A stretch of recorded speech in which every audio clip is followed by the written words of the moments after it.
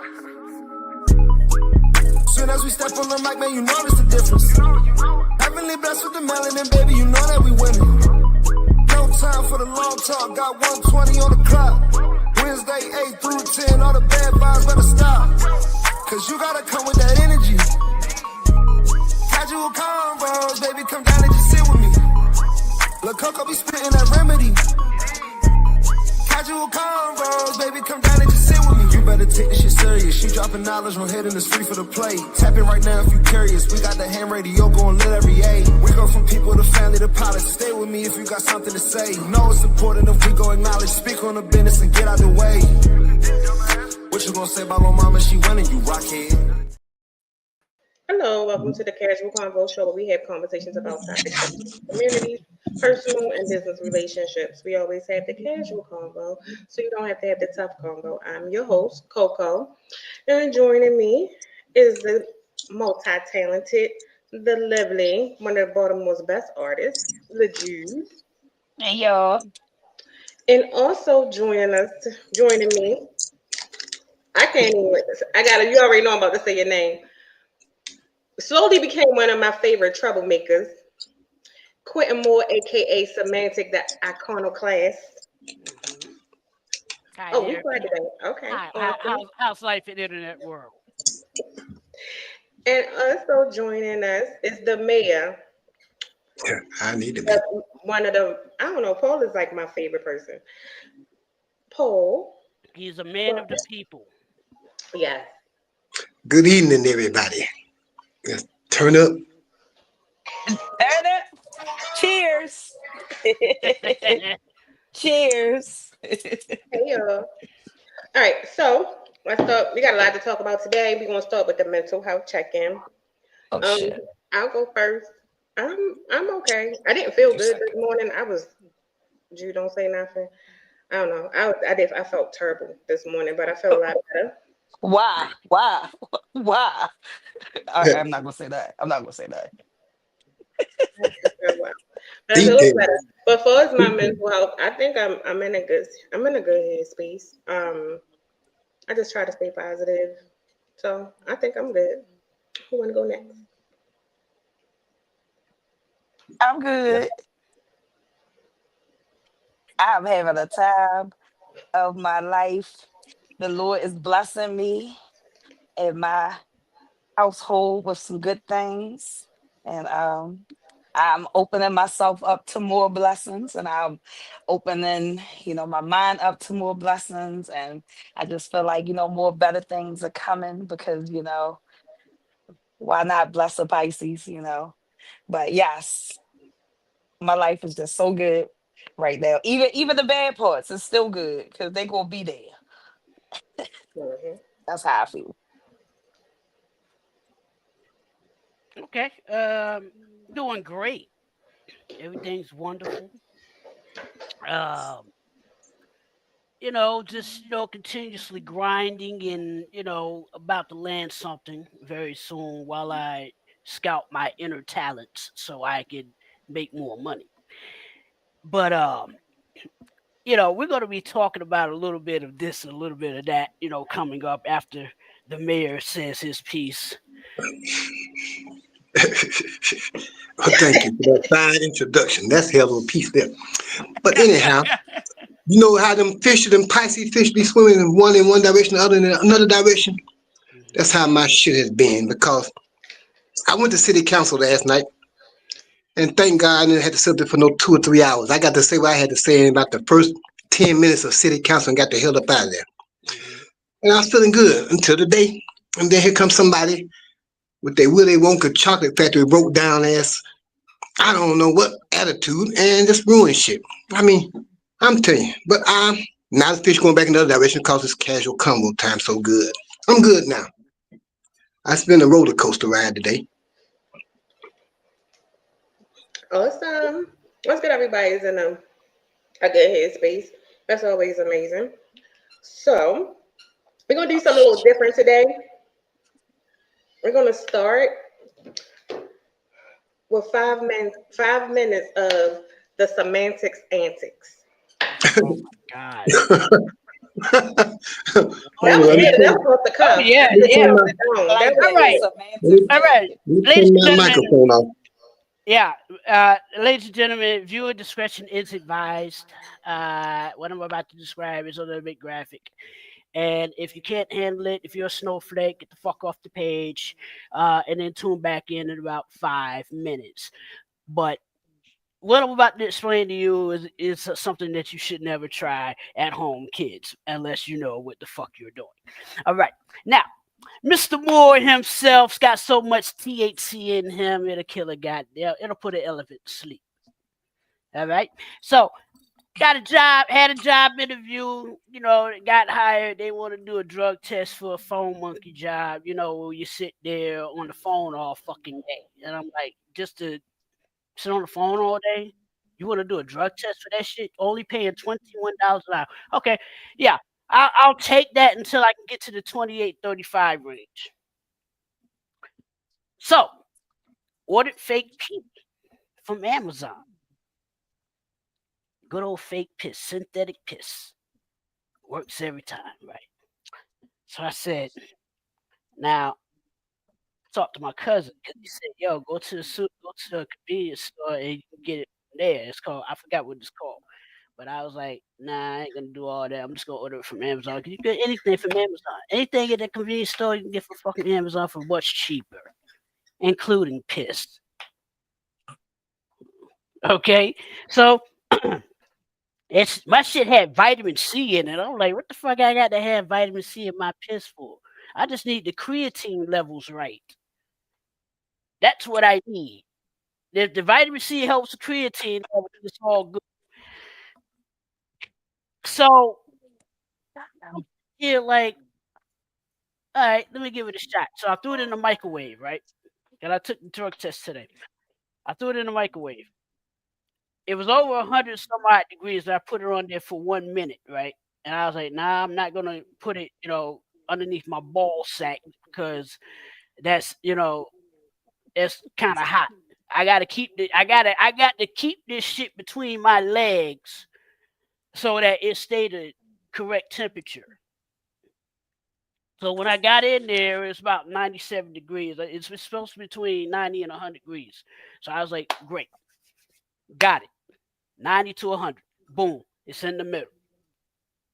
So went to the bathroom, went to the clinic, went to the bath, signed up, went in there, got the thing from out underneath, poured it in the cup, and it, poured a little bit in the toilet, and then put the empty bottle in the fucking back in the space.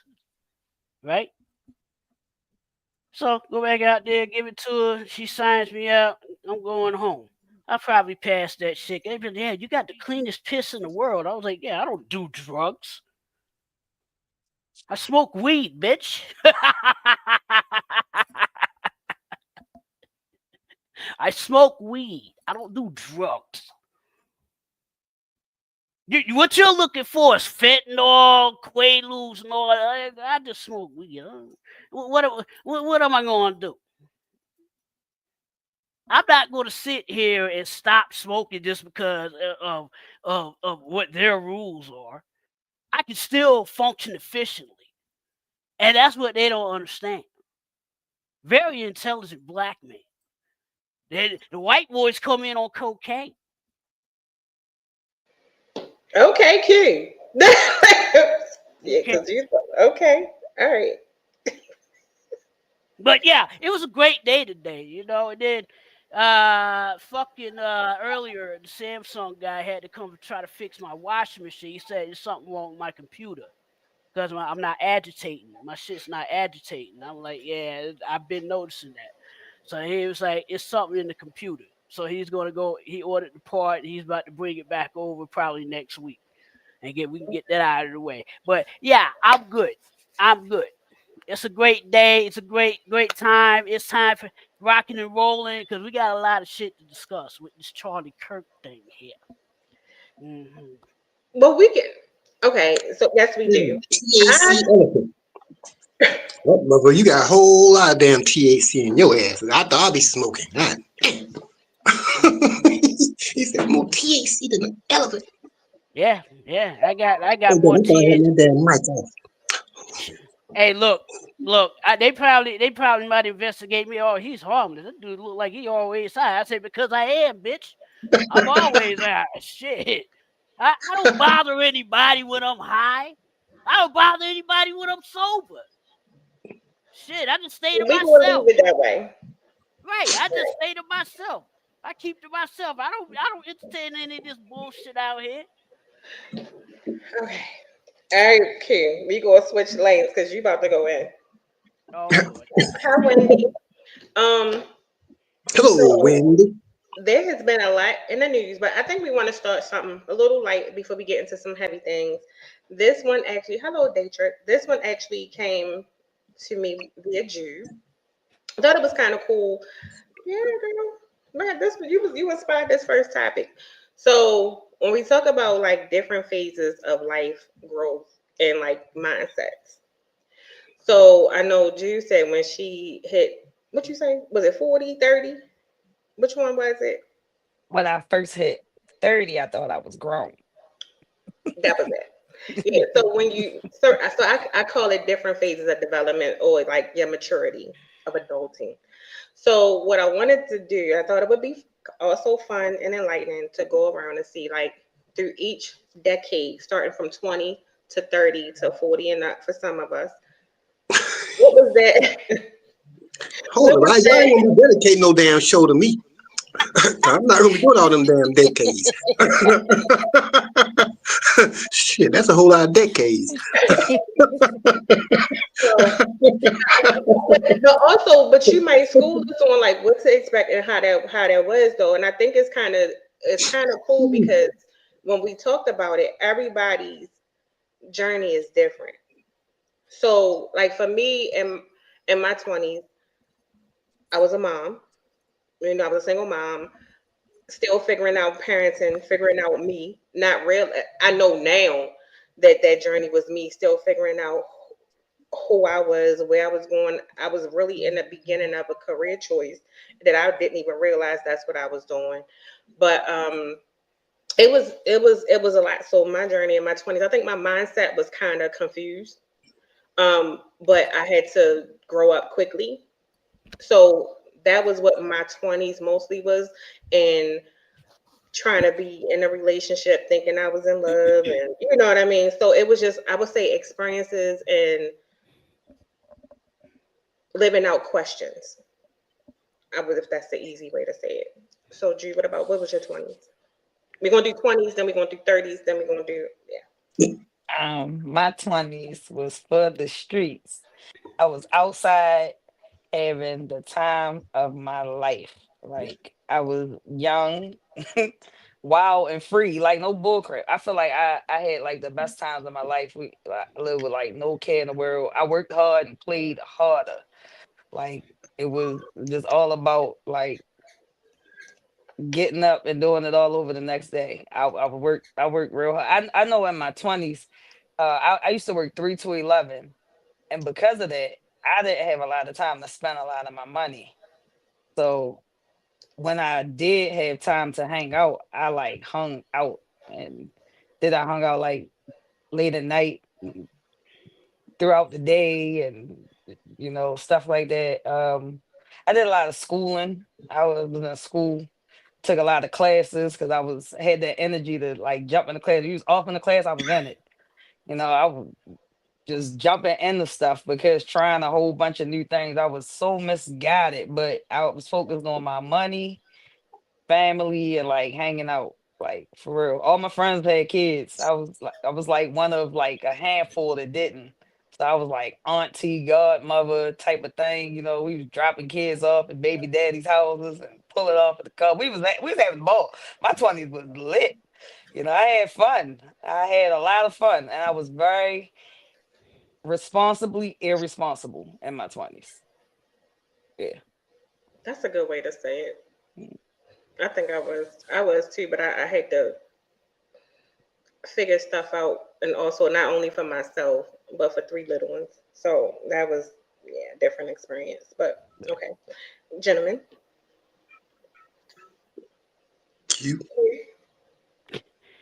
All right. My 20s, I Yeah. was wild and free. Graduated college. Was like, let's go, let's party, let's hang out. Shit.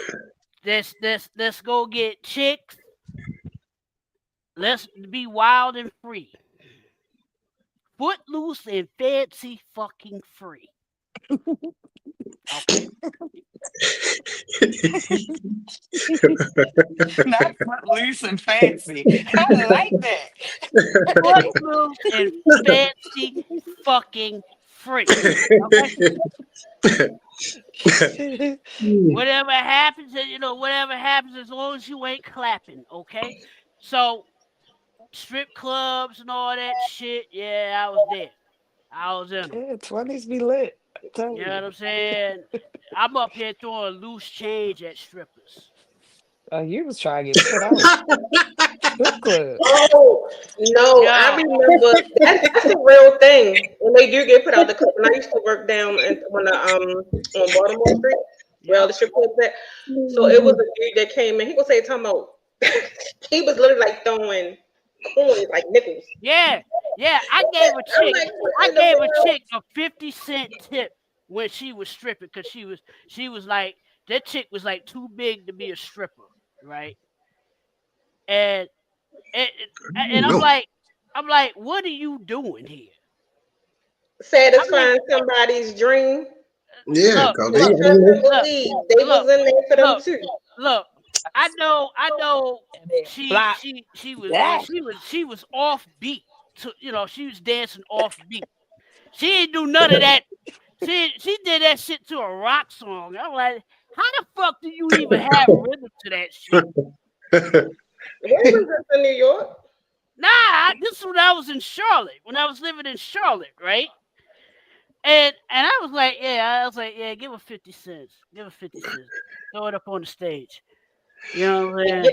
You're done. You're done. Paul. Yeah, yeah, You was in your 20s boy, reckless. you yeah, hard. yeah. You was hard on the Oh man. my Oh god. no, yeah, but yeah, you forgot about the 30s, right? We ain't get to 30s yet. We ain't Same got to the thing. 30s yet. Ain't We too we late ain't at yet. the 30s yet. We still on 20s. Oh, still on 20s? Okay. Yeah. Okay, the 20s. Let me see, my 20s was in the 80s. So 81 was the first year of 20s. The block was still open around here and people were still making money and going up on the block. And I was out in the streets hanging out, boosting. So we sold everything from clothes to food to cologne to perfumes to wine and whatever. We sold it. That was until my sister got killed in '83. Well, the end of '83 she got shot, but she died in '84. But '83 really she died December 31st. So after that time, I basically spent my 20s locked up. So at the age of 27, I was with a guy. This why I don't like to hang around a whole lot of people. I was with a guy, and we supposed to be going to the gas station to get some beer to take back over to some chick's house over by the center and shit over in Mumford. So we go through Hillcrest, and he go in his mom's house and go say he going to get some more money. We got to the place to get the damn beer shit. I'm going back to the cooler. This motherfucker, he up here robbing the goddamn gas station. He up here robbing the gas station.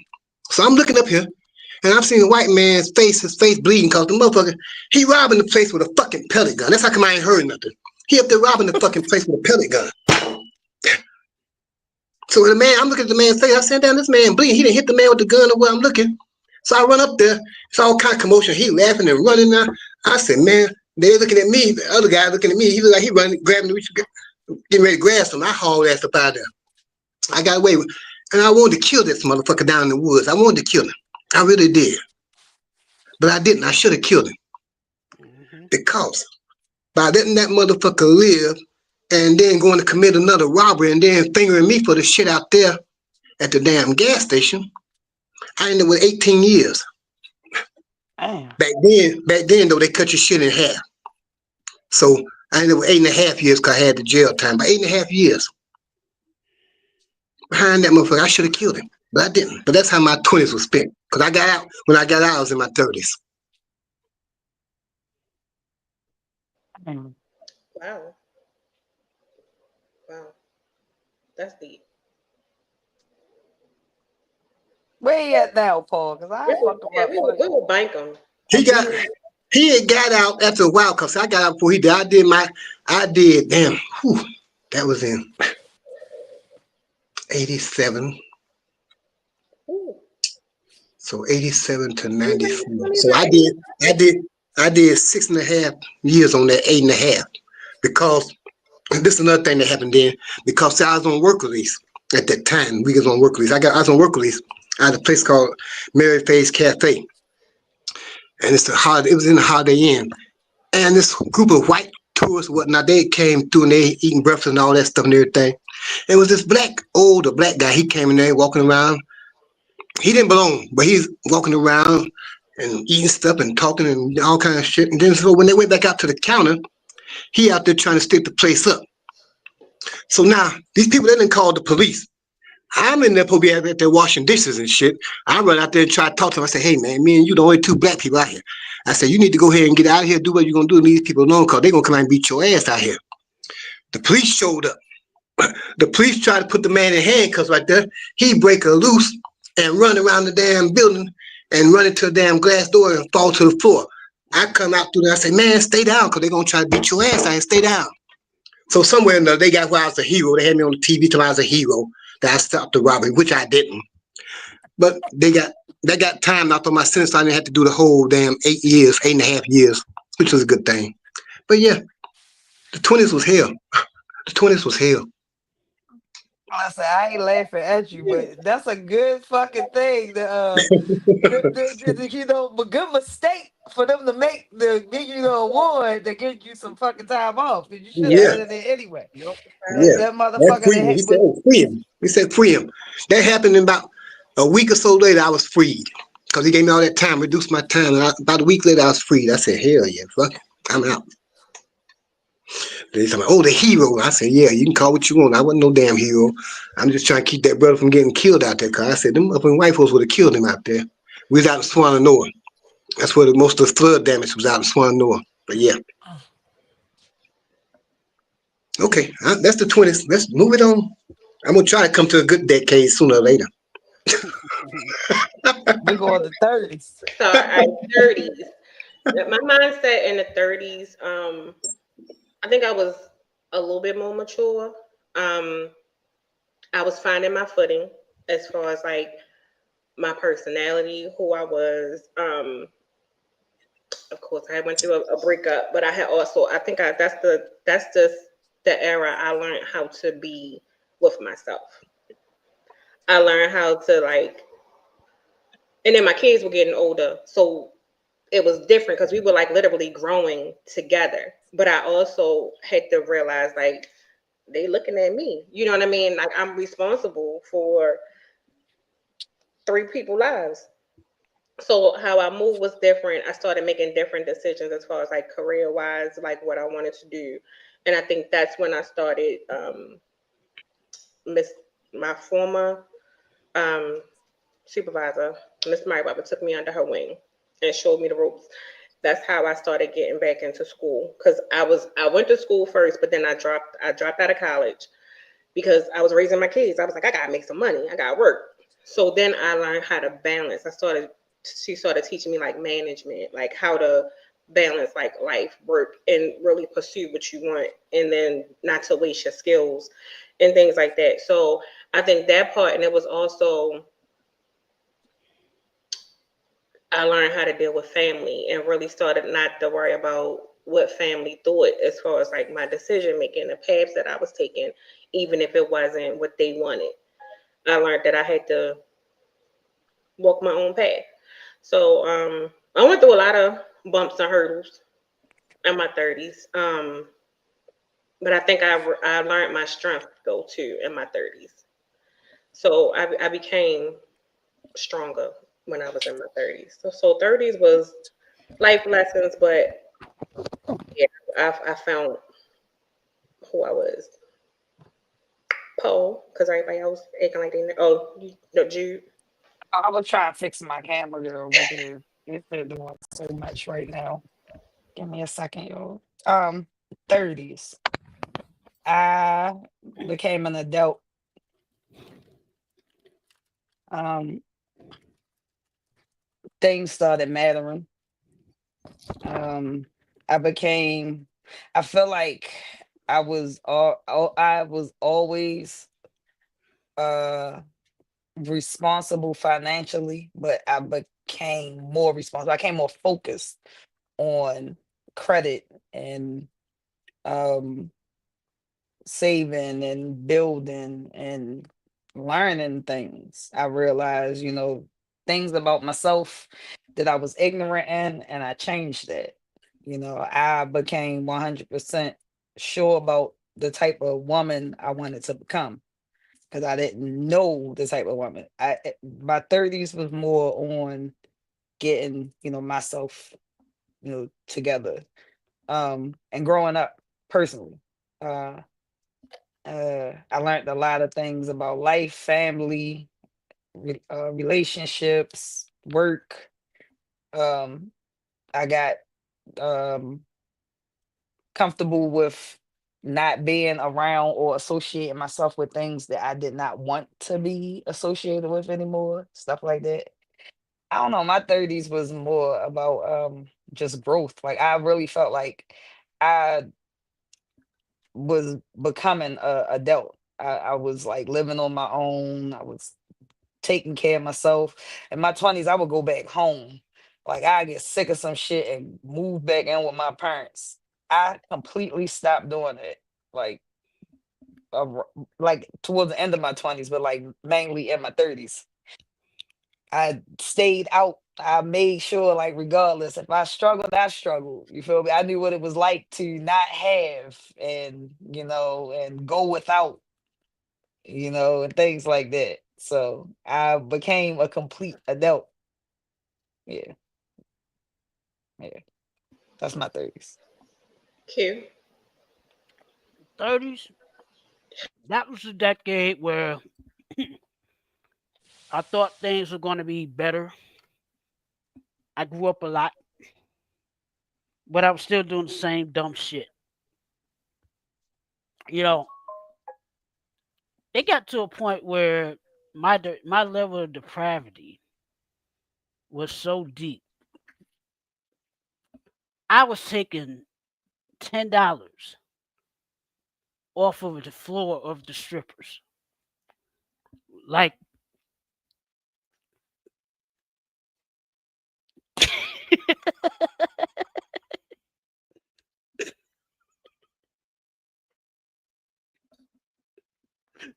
yeah. Listen, I was like, what the hell am I doing here? What am I doing? So I took $1 off the ground, slapped the stripper on the ass. Dollar fell off. Mm. Got the dollar back. Smacked her again. Fell off. Got the dollar back.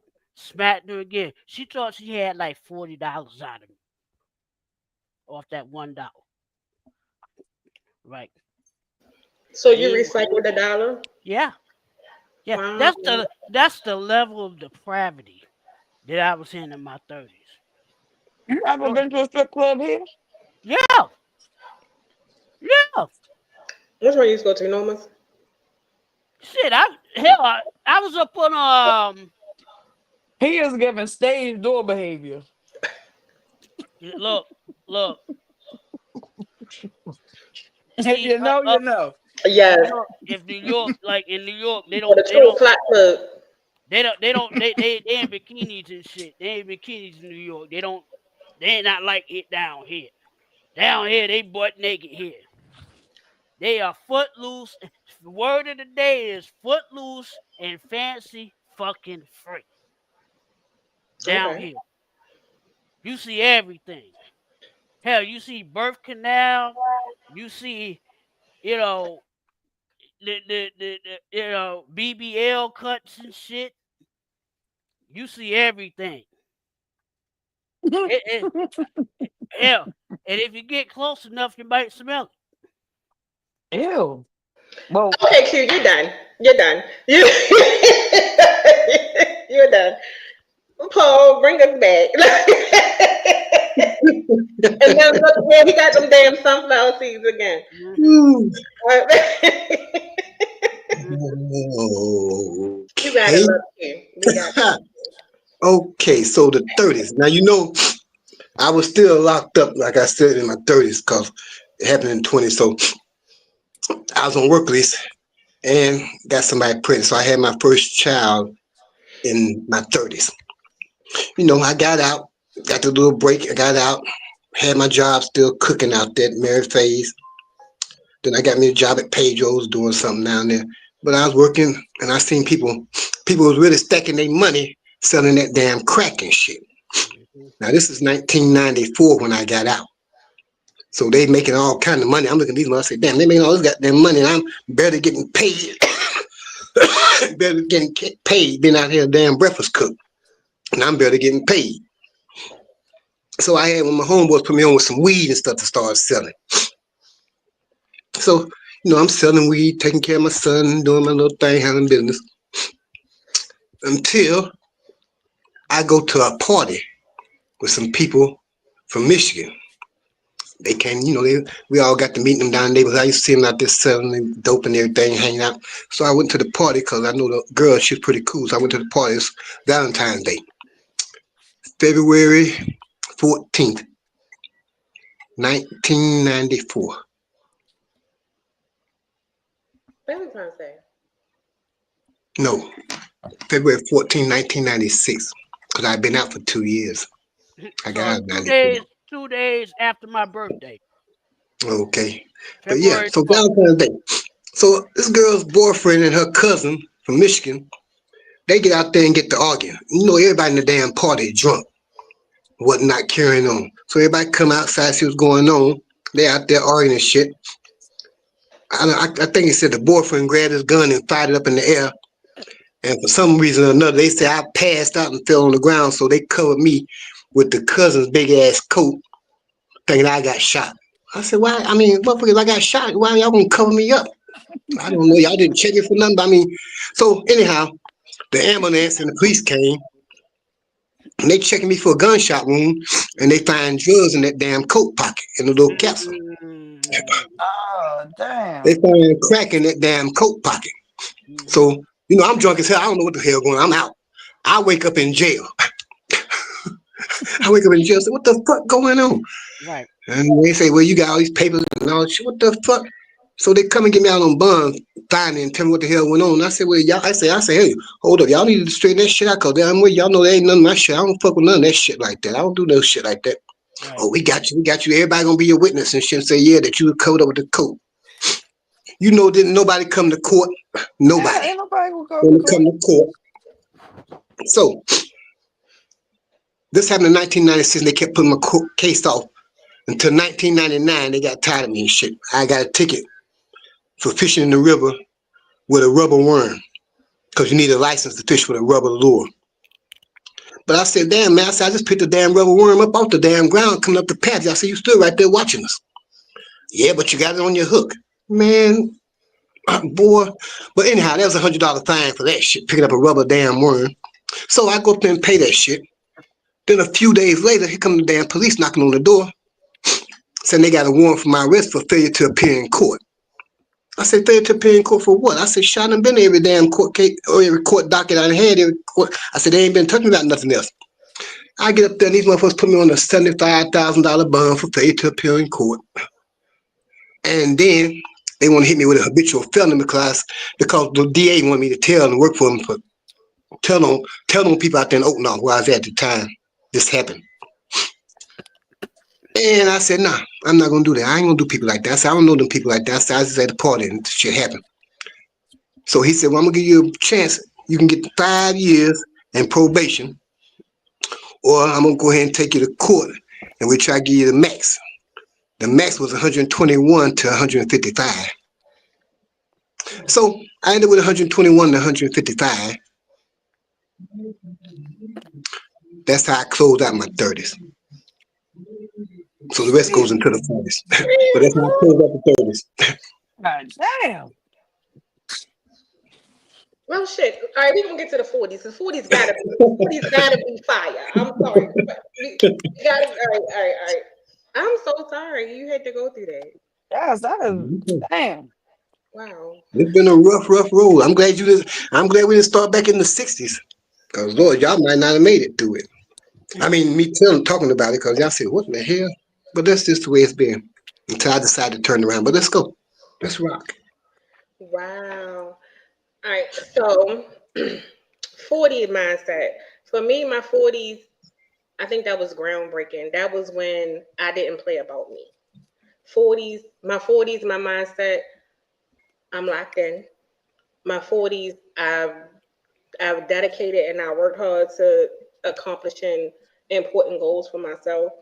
I got both of my degrees in my 40s. I got my bachelor's in my 40s. I got my master's in my 40s. Um, I started advancing in my career in my 40s.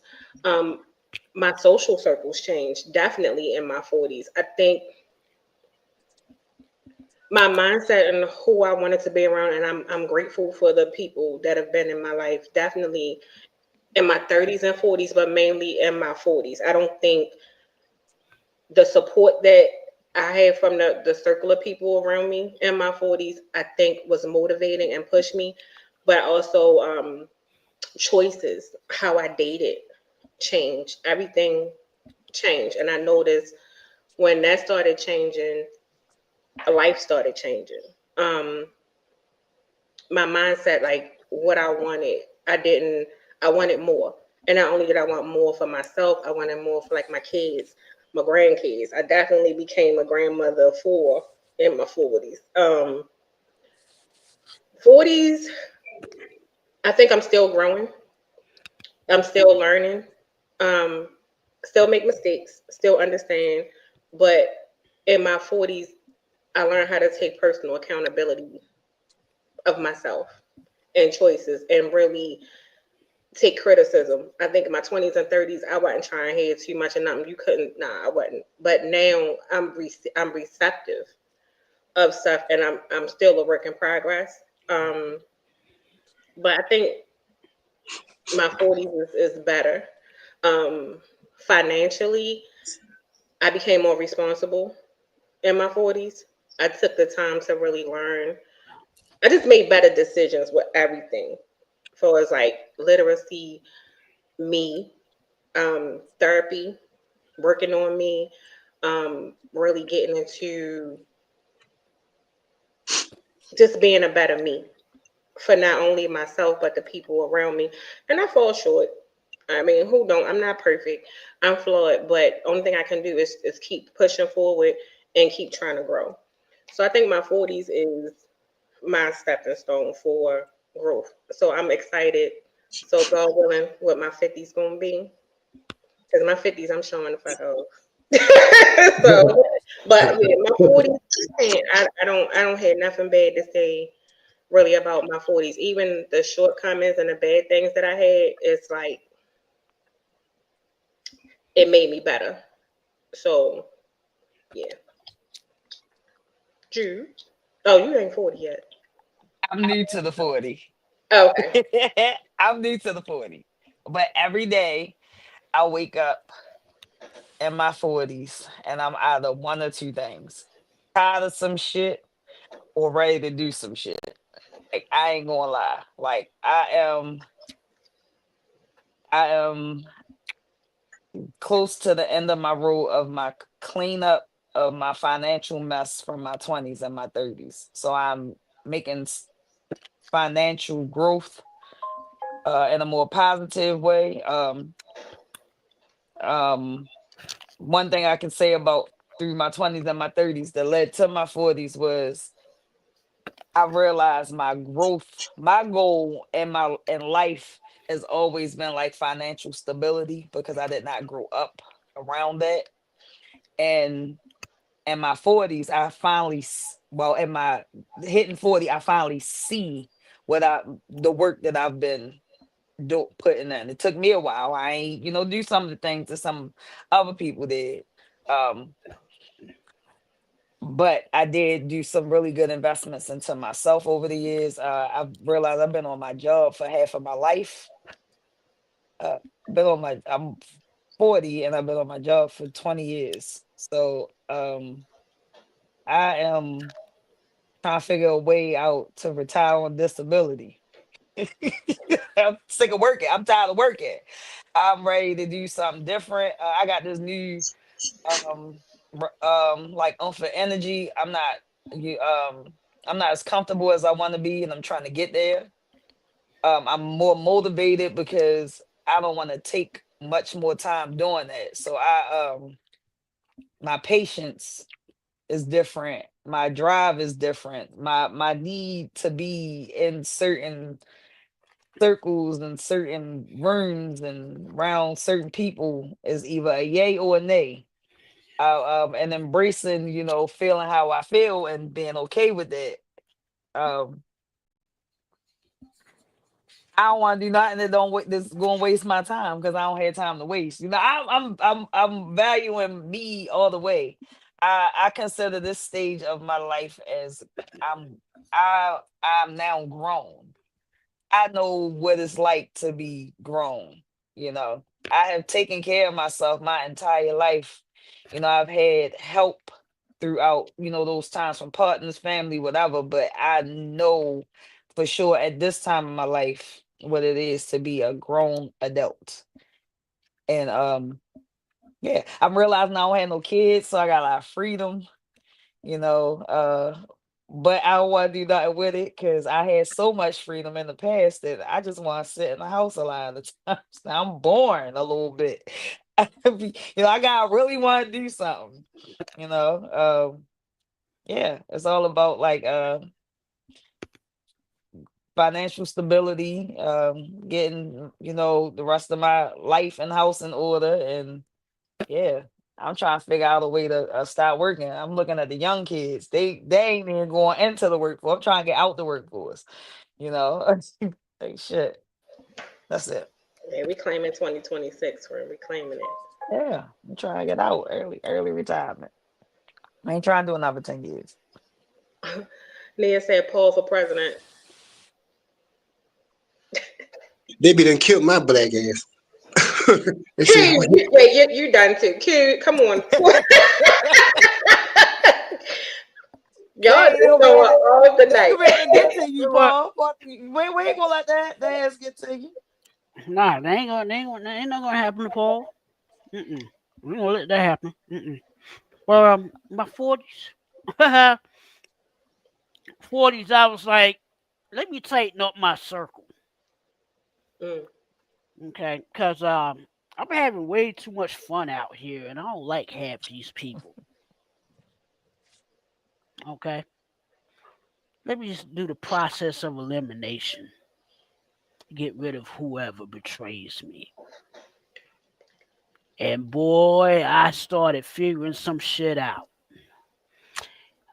First, I started with my relationship of 10 years to my ex fiance, who shall not be named. Oh shit. 10 years, right? She's like, I want to be Mrs. Moore. I was like, I don't want to be married because I know how that game goes. I've seen too many of my friends get fleeced by the system. You know, guys be in there, hey Q, you gonna come to my wedding? I'm like, yeah, I'm gonna come to your wedding. 2 years later, I see him in the mall hanging out. This dude wearing some pump up Nikes or whatever the fuck that shit is he doing down there, acting like he tied his shoelaces and shit. Hey man, what's going on? Yo, how's everything? I said, man, I got divorced. I'm like, got divorced? You just got married. What the fuck happened? Man, she took every damn thing, man. I called her cheating. I was like, did you get it on film? Nah, but I told the lawyer, I said, nigga, get the shit on film, nigga. That's why I ain't getting married, because I don't trust that. You can't turn these hoes into housewives, nigga. What's Yes, you wrong with can. you? No, you Yes, you cannot. can. No, You you can't cannot. spell home without the three letters. Okay, so you go, so Holes without the three legs. You're gonna drop the U, right? Where you gonna put the U? That's at home. You get out that house and build a home. Because a Shit. house is not a home without the HOE. A house is not a hole without a hose. Gotta have a whole lot of hoes. Would it To need happy? build, to You build a need. home, you need a We home. up here singing songs. We don't know what the fuck is going on. But in my forties, Shoo-doo-doo-doo-doo. I told everyone. I said, "Look here, I'm You know about what's funny about this? I'm the only sober one. So now I see when I used to do what y'all do back in my 20s, to." how people who did not participate was because y'all are on one. Each and every I listen, suggested you take a break and go take a little sip of something. Enjoy the party. Yeah, yeah, smoking and drinking is two different buzzes. yeah, yeah. Yeah, And, and, yeah, and, and, we way more chills than you yeah, alcoholics. yeah. And Yes. I was both right. Oh, oh, oh, I was oh, both. oh! So it's attacking Go get an I you. edible. Attack. Go get a jelly smoking. bean, I was edible jelly smoking. bean or something. I was smoking and drinking, but I was like alone a lot of the time because I was like, yo, I ain't going to no parties and none of this shit like that because I don't know what the fuck these motherfuckers are putting in their shit. Cause these motherfuckers out here putting they lacing their shit, putting dust in their shit, and you know up there smoking with them. You don't really know them like that. I'm like, nah. I'd rather just do what I do on the low, by myself, and I'm safer that way. Cause I don't trust people like that. You got that right. Oh no! What I just do? Did y'all see me? Yeah, we Yeah, I hear see you. you. Am I back? Yeah, you Yes. here. You wasn't going nowhere. Well, you But got you, I ain't Oh, going nowhere. but I you made returned back to the ghost and got invisible. I'm sorry. Oh. Okay, so Paul, what 40? So, October 14th, 1999, I was 38 years old. That was my 30th. July 14th, 2009, after doing the 121 months, I was 48 years old. So my 40s was spent locked up. So not much of that.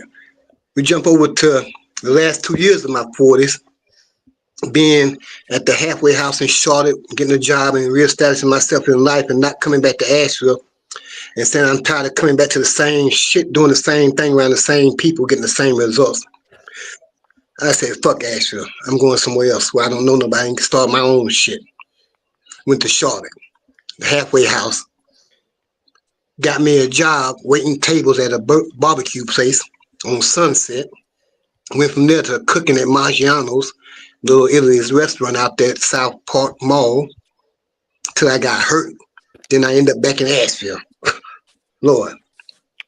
But that's how my 40s went down in Charlotte, reestablishing my life, getting my priorities together and just, standing on my own away from people. Have my guard up around people because I didn't trust people for shit. After all the shit I've been through with people, I didn't trust people for shit. That's right. So, Yeah. They got one time to fuck up. One time. mhm. So question: is anyone in their 50s? Yeah. I'm Okay, 55. well, look, the ladies are out of this one. So I'm scared to ask this. Right. I'm not. Come We on. have a lot to cover. Be mindful. So, what was you guys' mindset in your 50s? Well, if in my 50s, I'm like a little less patient. I don't like being in traffic. I'm very crabby. I'm a very disagreeable person. I'm just tell it like it is. I've experienced so much emotional growth and being who I actually am. I'm so comfortable in the skin that I am. I don't give a fuck what people think about me. Period. Honestly, I really don't. I really don't. You know, they can either like me, they can love me, or they can hate me. I can give two fucks. All right, give 2 or 3 fucks. You know what I'm saying? Out of the ones I got left. All right, so um, I tell them fuck you, and fuck you, the horse you rode in on, and the glue fucking truck that's chasing it. Okay, fuck you. So you know, if you're not comfortable in your skin in your 50s by now, right, then you'll never be comfortable in your skin. Because this is like the golden time here where, everything you work for, either you've had feast or famine at this point, and if you've had famine, you're rebuilding as fast as you possibly can with what time you have left. You see what I'm saying? You don't give up at this point. You ride it out. Most people, some of them people be like, I don't want to ride this out. I'm tired of rebuilding because it's so hard to rebuild and it takes a long time. I'm like, great things take a long time. Hell, those monuments that you see out there didn't take a day to build. It took time. It took energy. Sometimes you had to start over. Sometimes you got to erase the etch sketch. You know what the etch sketch is? You ever remember that? You remember the etch a sketch? Sometimes you gotta erase it because you don't like the picture that you're seeing, and it's not. You still have a lot of life left in your 50s. You still have time to make a change. Make whatever it is that you do, make a change. As long as you don't give up. That's the worst thing you could possibly do. You know what I'm saying? I used to think 50 was old when I was a teenager. No, I know it's like young now. I'm it's actually young. looking forward to my 50s. Yes, 50 is, I I'm think I not think that, I think I listen, think I my got, 50s will be more. I hope to be more even more grounded, better. Um, hopefully I can travel more in my 50s. Yeah, yeah, absolutely. Paul. Well, 50s. Like I said, I was still down in Charlotte until I was 52 when I came back to Asheville in 2013. Had to have surgery and all that stuff. And that's when my youngest daughter ended up being born in 2013.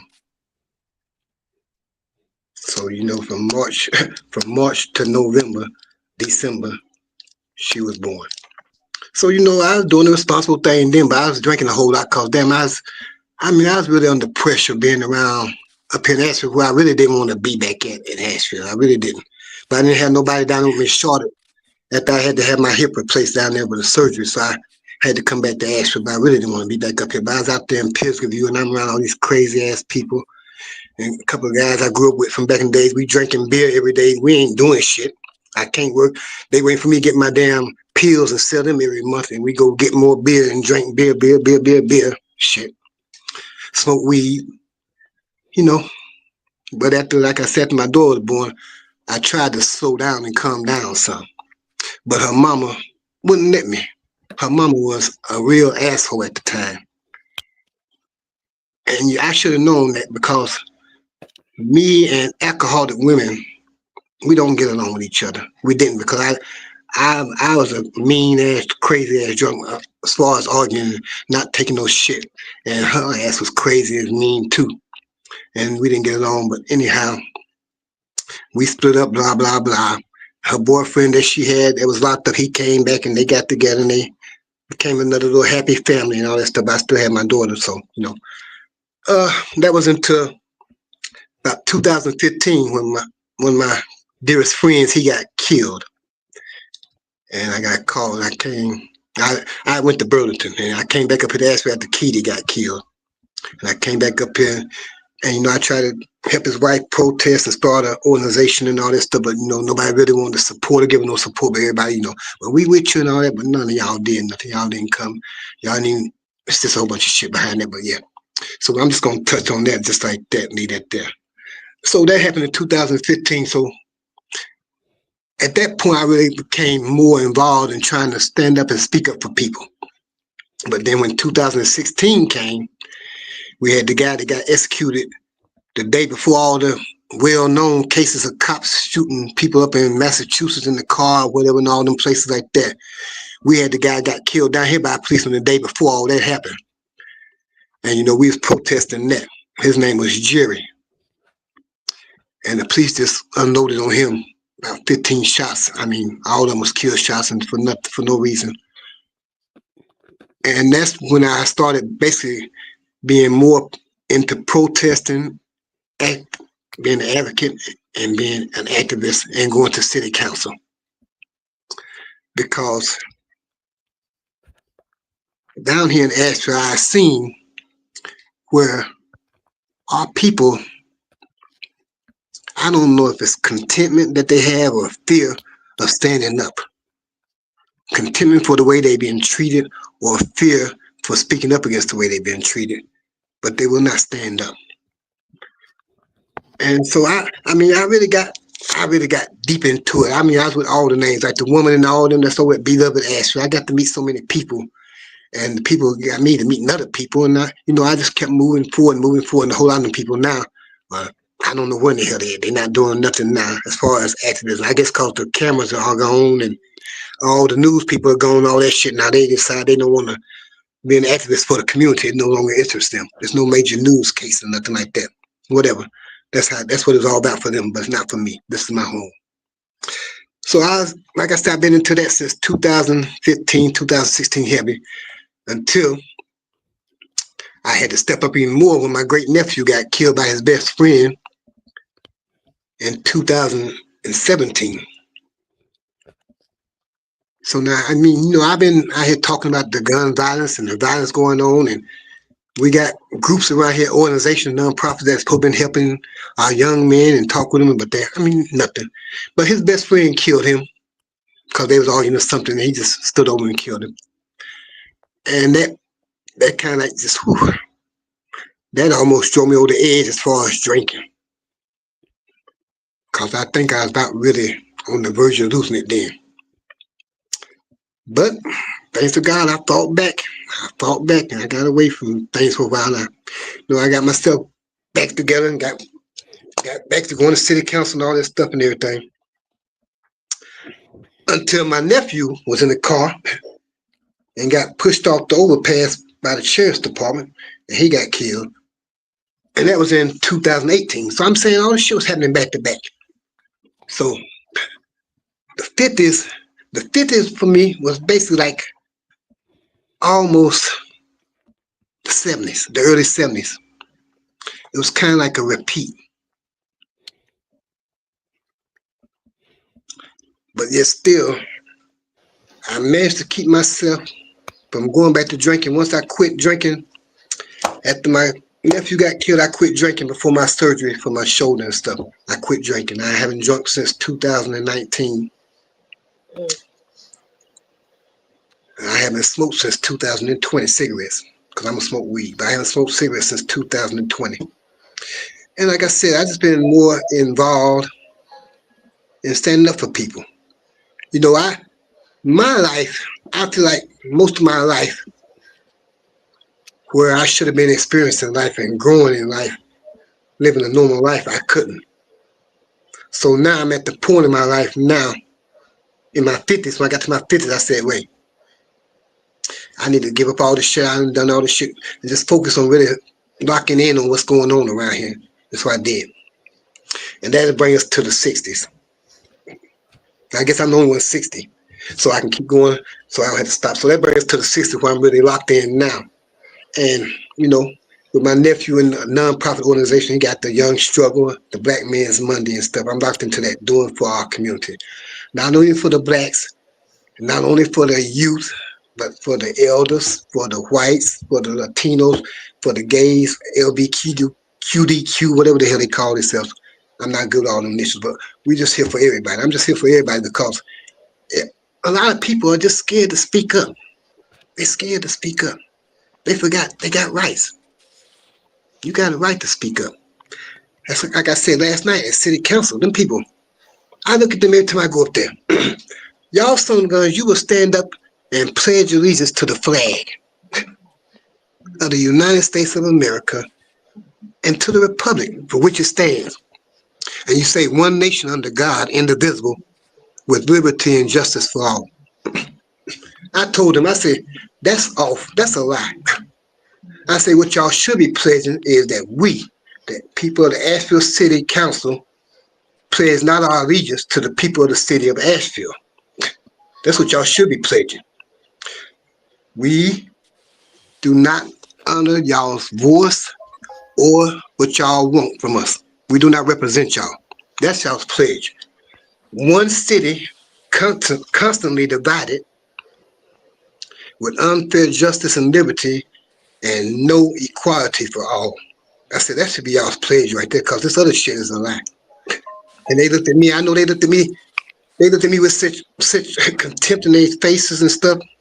And I just looked at them and I said, "That's all." I'm not even gonna take up the whole 3 minutes. I said, "But oh yeah, instead of going outside, since the police chief is retiring, instead of going outside the department to try to get another police chief from another state, like the previous three, where y'all still paying them they package retirement and resigning packages. Think about promoting somebody that you got here already, so you don't have to waste all that damn money." Because I said y'all been wasting a whole lot of money, so they don't write me. I don't give a fuck, because I'm gonna say what these other people around here scared to say. We're not gonna keep voting for y'all's ass to keep up here doing the same shit, not nothing for us, nothing. Then I said, okay. I said, I've been getting up here to speak about the speed limit. Oh, damn. I said, let me touch on that right quick. And I touched on the speed limit thing. I told the people that's going to get their streets reduced to the speed limit. I said, hey, I said, it's good that you're getting that done. But understand, just like getting the speed limit signs placed up don't mean that the speeding is going to slow down because they're not enforcing it. I said, I've been fighting with these people for 3 years for them to goddamn come over there and enforce the speed limit on Woodford Avenue over there for that doggone every Saturday morning city market they have over there. They haven't done it yet. And I said, that's been damn near 3 years. I said, so yeah, congratulations on getting your speed limit reduced, but make them enforce it. So like I said on my post, they don't like me. And the other bad thing about it is that I was the first person to speak in city council. I mean, after they got in there and did their little pledge of allegiance and stuff and said one or two little things, okay, we got two people signed up to speak on the agenda. Damn, we ain't even been here for 10 minutes. And the first was Mr. Paul Howell. So I come on up and say, damn, I didn't get to say this. Got my 3 minutes in there real quick. And by 5:15, I was up out of that place. I hollered at y'all. I watched the rest of it on YouTube. But yeah, so the 60s, I'm still, you know, I'm more grounded now than I ever been in my life. You know, I'm more focused. Like I said, I'm on the maybe what people may say on the downside of the hill of 50. But I'm on me, there's no downside of nothing. I'm just on the other side of 50. There's no downside. So, I'm just where I'm stable in my place. I got my own place. I don't depend on nobody. I don't ask nobody for nothing. I'm helping people, which I enjoy seeing people that really need help and how it puts smiles on their face and, help people. I love doing it. And I love irritating the hell out of white leadership here in Asheville. I love it. You are greatly appreciated. Paul made me realize something. When Paul said that people, like he's like people, forget about things like with politics. In my 20s, I was heavy in politics. I was working campaigns. I was out here like what Paul doing now, Hmm. protesting and all that stuff. But then when life started changing for me, like just things like started getting arrested for shit and just life changing things. Like I started focusing more on survival and kind of got out of that. And over time, when it started affecting shit, like, I'm gonna lie, I ain't really start caring too much about politics and shit till it start fucking with my pension. And I started paying attention to the shit. Then I realized, like, hey, I used to be out here protesting and all type of shit. And, I got out of that. And then I feel like the older you get, you do start paying more attention to things like that because it start to matter and you realize where it do affect your life, where it affects your life. And like retiring and things like that. Some of these laws and things they put in place, some of the changes and the things that go on in the workplace, so in life with healthcare and just things. When you as you get older, you start to realize things. Like when I was young, I used to play around with my life, uh, cash grab. You feel when you young, get a couple life insurance policies and close out on a few of them. Keep them up. When you're young, you can do that. When you get older, your premiums change. Different things. You can't mess with stuff like that. But when you're young, you Right. feel me, like that's an easy cash grab. You feel me, like no bull crap. And you don't get penalized for stuff like that, because you got insurance on yourself, and you only really need a policy, just stupid stuff. But getting out there, protesting, standing up for stuff, like paying attention, Paul, you correct. Some of us do forget and lose our way with it because I ain't halfway in tune with that shit as I would. Man, they talk about striking. I be striking with it. Wouldn't I don't even work there, but I'm outside with a picket line on my side. I used to laugh and shit like that. But I used to tell people like, man, we be out there with the blowhorn thing. Like I used to live for the beats and shit like that. That's why like when I talk, sometimes people be like, like I'm aggressive with it. Man, in politics, they live for shit like that. Like, Paul. He made me want to start going to city council meetings. And I'm looking forward to starting to do that. I'm trying to, free up some time to be able to do some shit like that. Him and that guy that did that break dancing. Did y'all see that? The guy who did the break dancing? And then Yeah. like he did, and then he got up there and said, why is our taxes so high? You feel me? Like, I ain't like Yeah. I ain't gonna lie, like, and these are people that care. We laugh at shit like that, but it's the stand that you make. And I sit back and I think, like, yo, my friends still laugh at me. My friends used to laugh at me, but we were standing for some serious causes. So yo, I commend you, Paul. And I ain't gonna lie, you ever since I met you, you have motivated me more to want to do shit like that now. I remember I called the news one time because my mail was too late. I was on the news because my mail wasn't being delivered. And I was having a hard time at the post office. So I feel you. You stand for something, you fall payday. And guess what? We get mail now. We've been getting mail ever since. So That's what's up. I Yeah. don't with that. You feel me? So She if Well, I'm thank fought ever for in her. Nashville, She I fought for mean, her right to get mail. we you. fought No, for Well, it it all thank the was time, really, though. I Right. remember that you. because it was really Listen, bad. Like people, it wasn't even just you wasn't getting your mail. It wasn't coming, it wasn't being delivered. It would take like you would get something that you would like, let's just say a court notice or something, and your court date came. You would get it like a month later. Oh yeah, Lord.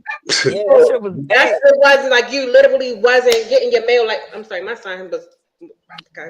So like you literally was getting your mail, and people was not doing it. He had to do it. Okay. So it's like, yeah, like I don't get that. Yeah, Well, you know.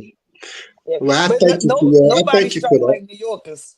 I'm sorry, Paul. I No, said no, not. no, sorry. I said I thank you for that, Jude. But I people say I should be bitter because of the way everything, the way my life went. I should be bitter towards everybody. But how do? That's why I don't understand. How do you be bitter? These white folks are so bitter about black people. They so bitter about us being here. But we didn't want to be here. If it would have been left up to our ancestors, our black asses wouldn't be here. So I mean, y'all bid us because we here and we remind y'all of that.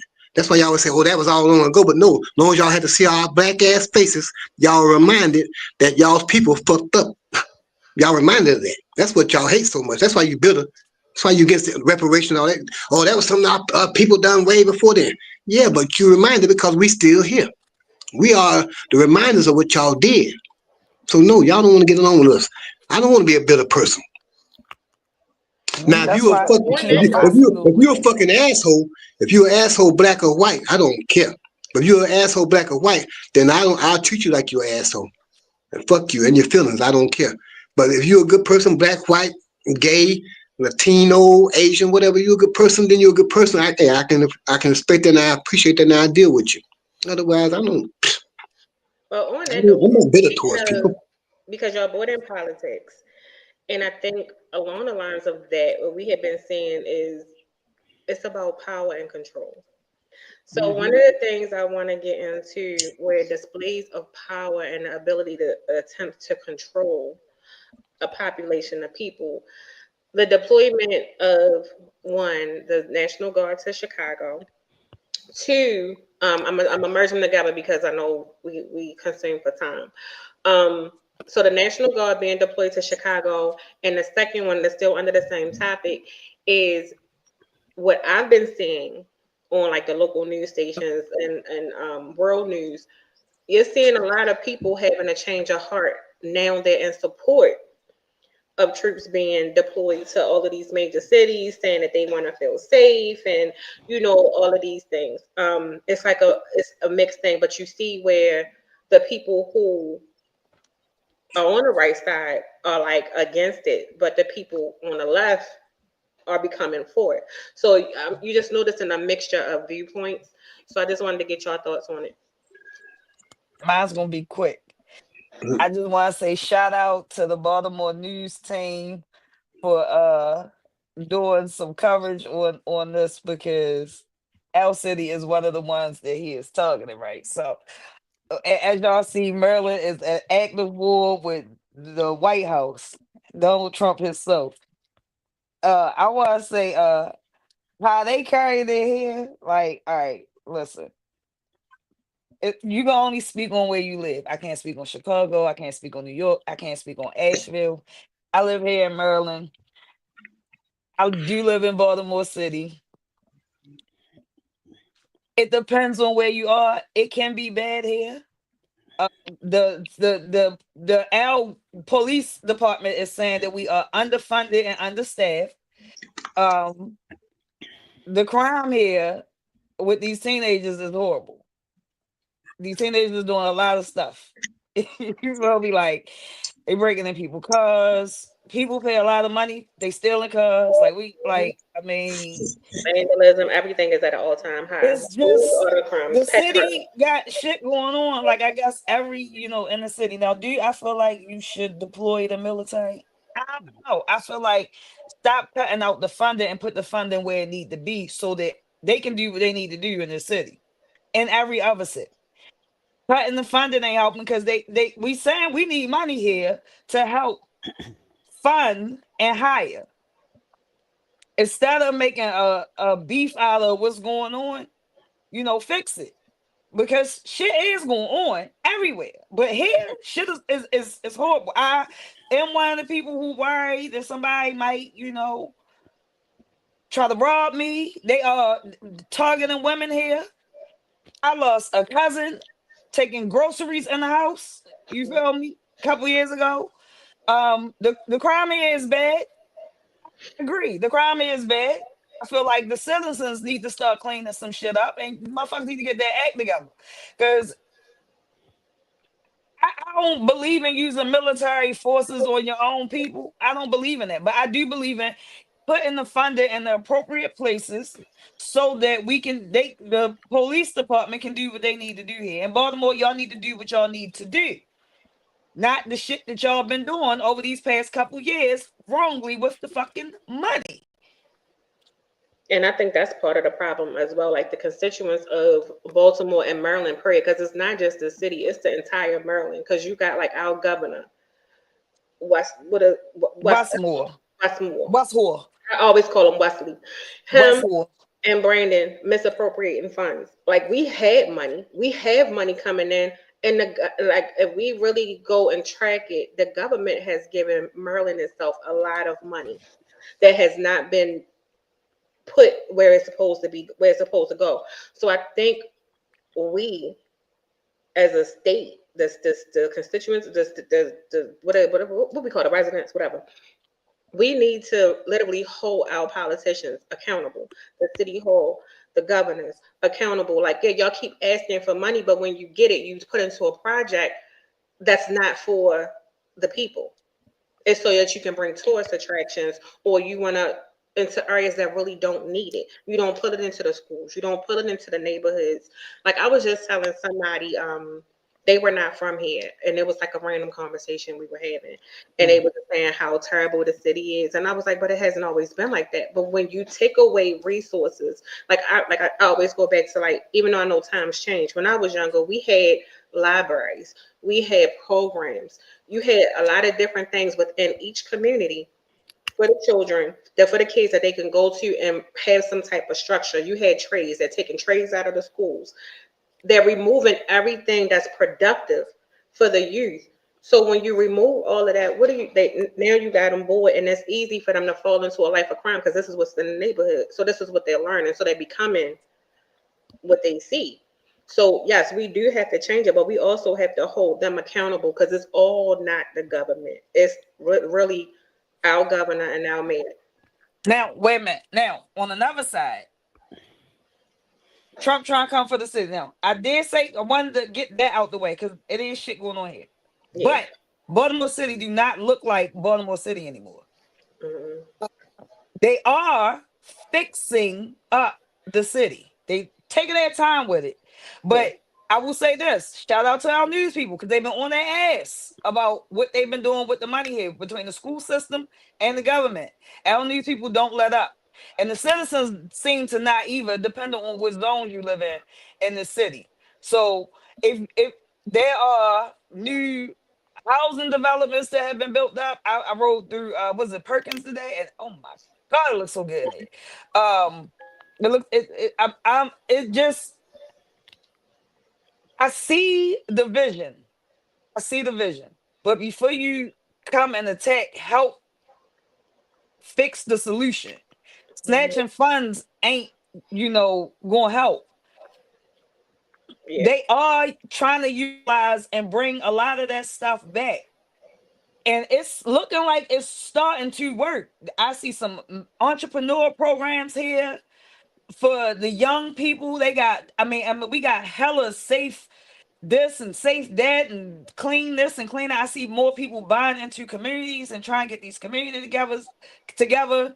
I live in a community that was once really horrible, and it is up and coming. You feel me? Like it is peaceful where I live. And that's what we looking for. And I think more people looking for that. Baltimore City is a city. You feel me? It's a unique place. I don't think the military need to be here. I think we need the proper funding to help finish doing what we trying to do here. What we are. And stay on their ass about it. Our news people and the citizens, because we get shit done here. It might not be the way everybody else get it. Think about it, but Baltimore is not as bad as everybody think it is. It is bad, but it's not as bad. It's Yeah, I up and think coming. for me that stood out was the people who surprisingly are in support of having the National Guard here. The one thing that they harped on was safety, and they didn't want to live in fear, and they felt like they would feel more safe.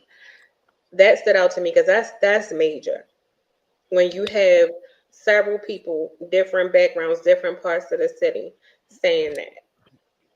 Well, the problem is if you have the National Guard in the cities, that's signaling that you're about to go to war with the citizens. If you have them in neighborhoods, True. martial law is about to take effect, people. Hmm. Um, this is what fascism looks like. For those who don't understand history, um, they need to go back and look at especially World War II because Mussolini taught Hitler. It wasn't the other way around. Hitler didn't teach Mussolini. Hitler got his swag from Mussolini and got his idealism from Mussolini. He just applied it to a better concept, first and foremost. Now, this guy knows he doesn't have a lot of juice left. He's on death's doorstep. So he's going to pull out all the stops to ensure that his legacy lasts long beyond his death. Them damn seeds out. And you're tearing up sunflower seeds up the whole show. That's how you know he started doing the sunflower seeds, so he started back up. Hmm. He ain't messing around with them seeds neither. Because if you think about it, he wants to be famous just like Kim Jong Un, Putin, everybody. And Z. Because he wants everybody to idolize him. Okay, there's a difference between idolizing in fear and just idolizing just to be idolizing. We have a choice. Palace, she thought you had a toothache. Oh, he got a cheek full of seeds. Mm-hmm. Cheeking them joints. I'm like, yo, this. Mm-hmm. Shit, it's better than me smoking a cigarette. That's true. That is very true.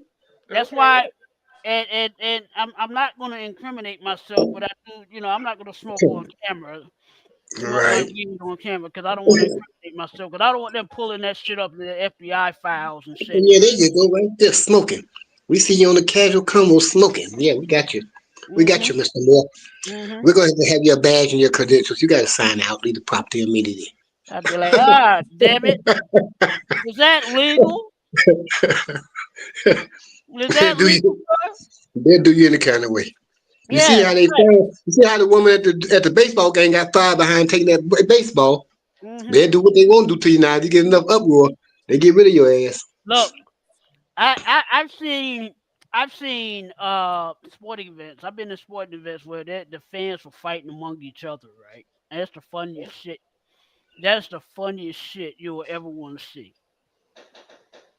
Two drunk fans fighting. One is 2 rows down from the other, and they talking shit back and forth. So Where you the with this? the stupid motherfucker to that's down low gonna come up high and try to confront the guy up high, right?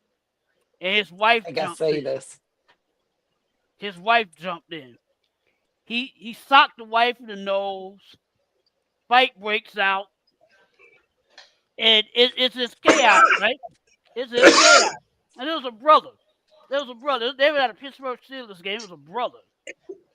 The camera sit there, punch drunk and shit. See this, yeah, falling all over the fucking place and shit. Trying to get some goddamn, Morgan and Morgan and, you know what I'm saying, lawyer involved and shit. But it's like, I don't understand why these people do these type of things. You know, the world needs attention. I get it. Everybody wants attention. Everybody wants validation. Okay, the lady in Philadelphia that stole the ball from the little kid. You know, she is morally irreprehensible. Okay, she's beyond reproach. She's the type of bitch that she's the Grinch that stole Christmas. Okay, And the Grinch. yeah, The banana, yeah, the banana team uh, did the Grinch thing with her. right, right, right. She got a little alt-right haircut and shit. Thinking everything belongs to her. I'm like, bitch, you paid for this ticket just like I did. Okay, you're not gonna bully me around. I wish you would have came at me like that. I'd have been like, look here, you need to take your little lily white ass back down there where you sit. I got this ball. I don't give a damn about who you trying to impress. If he's a little cancer kid, that's on you. You promised him a baseball. Go to the fucking team store and go get you a baseball. I got one from the fucking field. She Okay. should have got So her ass whipped, but yeah. people gonna be Hold wanting to on, catch a pause, salt charges pause, though. real quick. I don't know why we gotta go through this every week. J Bear, we want to acknowledge you because clearly, yes, we are live. You ask You this every week. No, J Okay, man, we are so not live. We need to are a read the figment of comment. your so what he imagination. did last time was went back to the beginning by accident. So, Lord Jesus, fast forward, bring up to where we at now. Yeah, Hey, fast, I'm back. fast forward, J man. So, I just had to get that out the way. But I got one more topic, and I'm a merge. I'm a Hold up, merge. hold up, Go ahead. hold up, because about the National Guard, I didn't get to say nothing on that. Because Oh, my thing on that is that I feel on the low that most of these governors and these police departments are glad that the National Guard is coming in, despite what they say. Because, like you say, they getting more calm around them communities or whatever the cities, and them white folks are feeling more safer. Mm-hmm. Because, from what I understand, they still targeting Latinos. They ain't saying nothing about coming to the hoods. When you gonna come to the black hoods, the neighborhoods like that, y'all coming in there too, or what y'all just gonna come and weed out the Latinos, the Hispanics? What y'all doing? What is y'all playing? Because, see, when Trump was in there before, he was talking about coming to the cities and shit with all the gang shootings and all that stuff going on. And he said something the other day, he said something, what was it about? He said 54 people got shot in Chicago or something like that. Something like that, I heard him say. And see, he's leaning towards them gangs. That's why I keep trying to tell these little young black guys and young black girls that they're going to come after you as well. Because they want to ship y'all's ass out of here to some other country far away where motherfuckers never see you again as well. They want to get rid of y'all too, because they know y'all are terrorizers. Like you say, the little teens, they are disrespectful. I mean, even as a teen, when I was a teen, we still had respect for our elders. We had respect for people throughout the neighborhood. We had respect for people in general. Unless you fucked with us, we just teens with respect. These teens out here, they don't respect nothing, that nobody. They just don't care. And I'm not gonna say all of them, because we got some good teens out here, some good kids out here. But for the majority, you got kids out here. Like I said, kids out here 7, 8 years old running around out here in the neighborhoods with guns.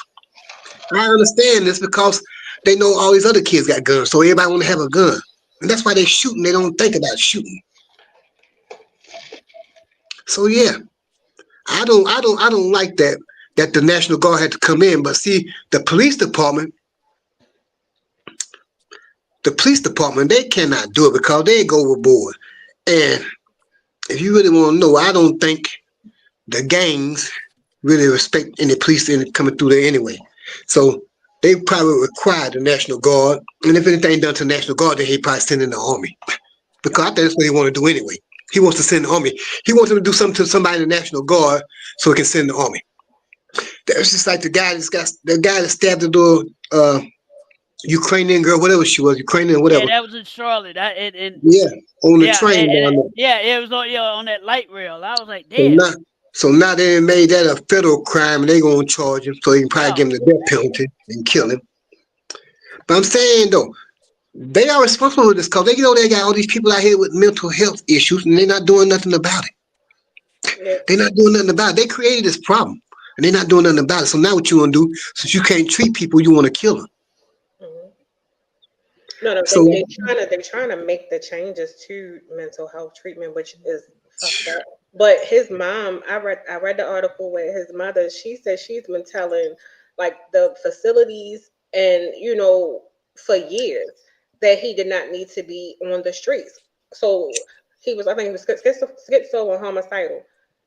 That's nothing to play with, because when that's your intent, and if you're schizo on top of that, your voices are probably demanding you to do things. Yeah. So it's a bigger issue, but nobody wants to really address it, and that's why we always stress the importance of mental health. Like, people can literally snap at any time, even with depression, even with stress.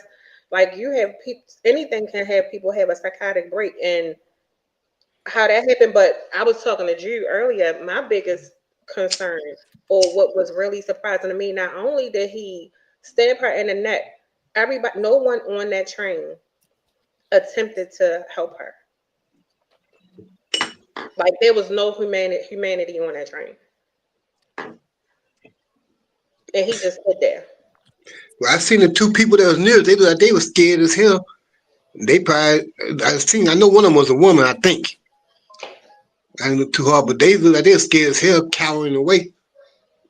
I mean, they didn't have shoes. They didn't have nothing. Like, it was nobody. Like, they have little buttons.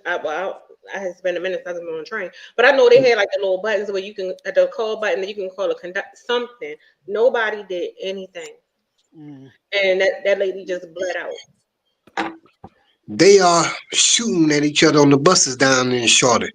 The driver shot at the passenger because the passenger called himself going to shoot at the driver. The driver pulled out and unloaded on his ass, and the dude fell out the door, whatever, somehow or another. But I'm just saying, you don't know the issues these people are dealing with.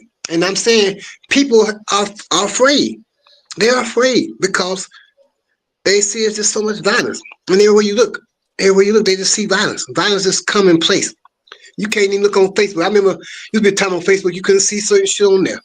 But damn, now every time you look on there on your newsfeed or whatever, on the reels, there's somebody getting gunned down. This is what happened to blah blah blah.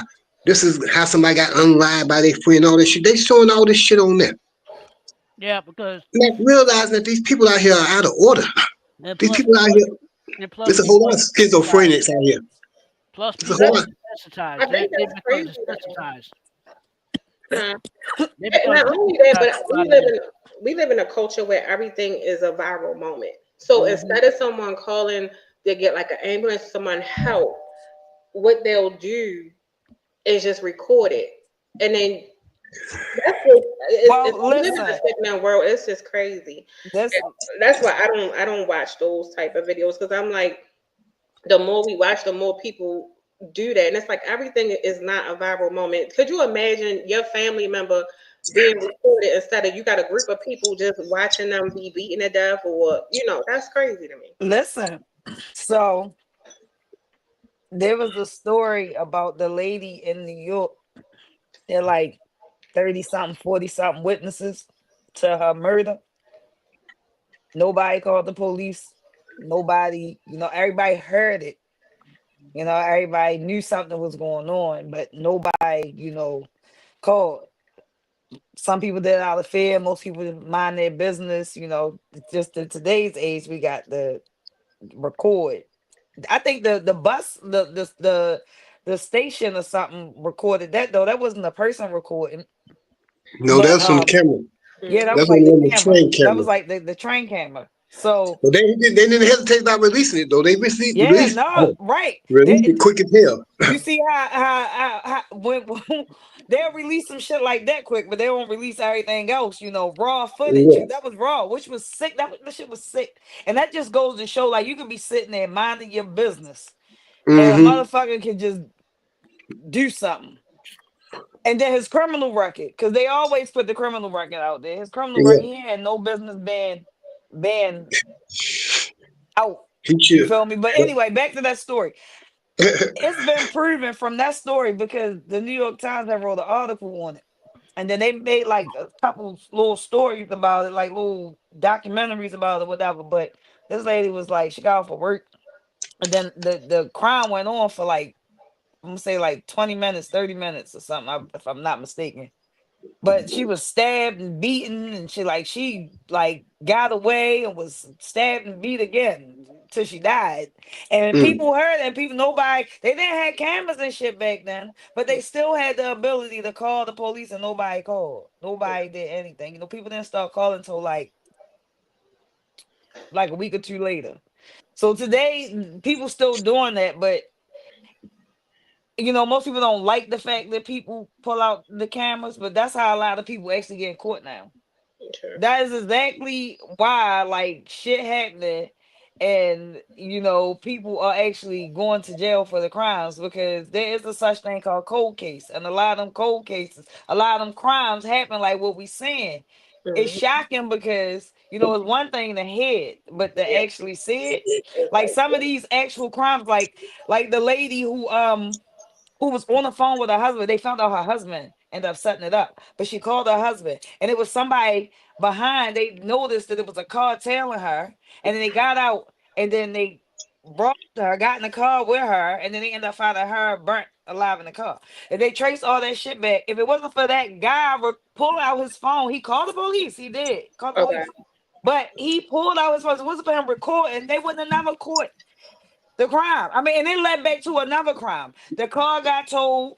Like 2 weeks ago, they found out that the car from the car making model, it was only one unique to that color in the state. They found out that the car had got towed like a week before the crime. They found out that the tow truck driver, they killed the tow truck driver to get the car. They ain't even know what car he had. You feel me? So they solved that crime, solving her crime. And it was all over somebody recording. So I'm not always opposed to that. And as a black person, saying some of the things that happen to black people, on camera. And I'm sure other people can now feel this because now everybody recording. But to black people, it's necessary. I ain't gonna lie. As a black person, I probably rather you pull your fucking camera out than call the goddamn police. And there's no offense to the police department, I'm just saying, but shit tends to go left. And we live in Baltimore. It ain't about race here. Sometimes it's about poor training. That's Now, everywhere. hold on, before y'all That's keep true. going, I want to get this out the way. I got one topic. I need to merge them. We running out of time.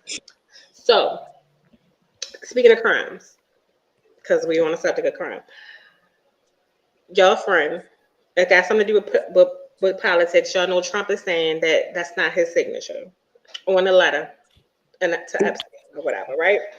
So, my question to y'all is: one, we know that's his signature. Two, why is it that it seems like pedophiles are more protected than people who commit petty crimes? And then, the laws are pretty much more lenient to pedophiles. So we're still seeing pedophiles being protected. Two, three, what laws would you like to see changed and why? See, them white folks, them white men, I want to go first on this. Them white men have always been pedophiles. They love fucking little bitty young girls. I mean, they show that shit in they little Western movies they make. Motherfucking old ass John Wayne, gay ass motherfucker. They show all them motherfuckers in there messing around with them little young girls. They had the little young girl in the beguile with Clint Eastwood at the little girl's home or somewhere out in that movie.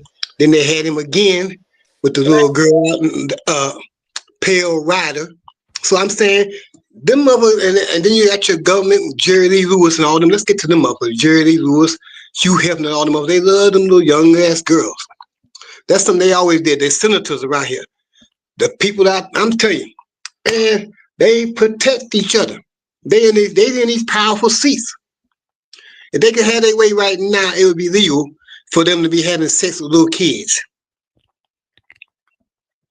So of course they don't want to see Trump going nowhere. They want him to keep staying in and fight for their rights. Fight for their rights for somebody to beat their ass like them guys running around with the camera saying, "Oh, we didn't call a little pedophile," and beating his ass to sleep.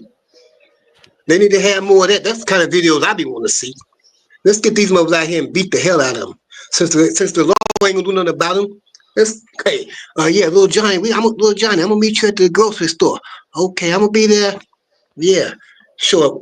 Where's little Johnny at? You looking for little Johnny, huh? Yeah, beat the fuck out of them. But that's what they are. So I mean, I hate it. I really do. And then I'm gonna tell you another thing. Even some of our own people, some of our own people are pedophiles. Because let me tell you, my sisters, my older sister got pregnant at 13. Wasn't by no 13, 14, 15, 16, 17, 18-year-old boy. Like 19. Not even a teen. Put it like that. My 15-year-old sister got pregnant by somebody that wasn't a teen. So I'm saying they always been around, and most of the young girls had to get pregnant.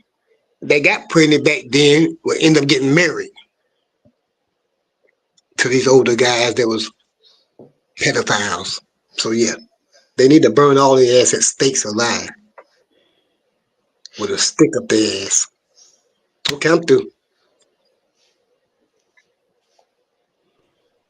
I think that I don't know why the pedophiles get more better treatment than anybody. I feel like it's because it's always been the thing. At one point in time, you weren't considered a pedophile. It was legal. Hmm. It's always been a thing.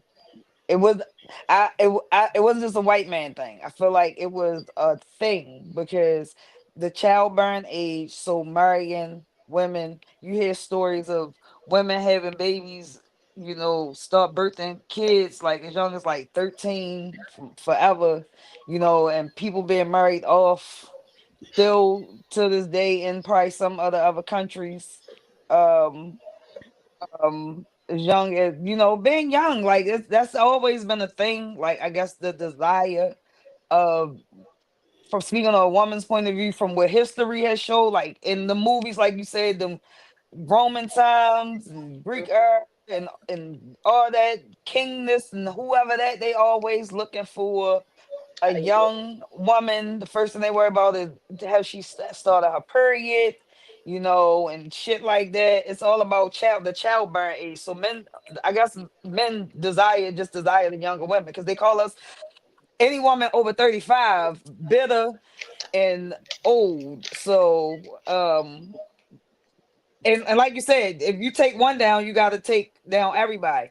They put it in everything. It's in the movies, it's in the cartoons, it's in the music, Everywhere. um, Everywhere. You it's can't escape it. everywhere. So in order to treat the lower class ones, the ones that are actually getting charged with the crimes and caught up, those the sacrifices to the bigger fish, the ones we're never the ones who doing the trafficking and shit like that, and yeah, yeah, Didn't one of so Trump's friends just get caught up in some shit like that?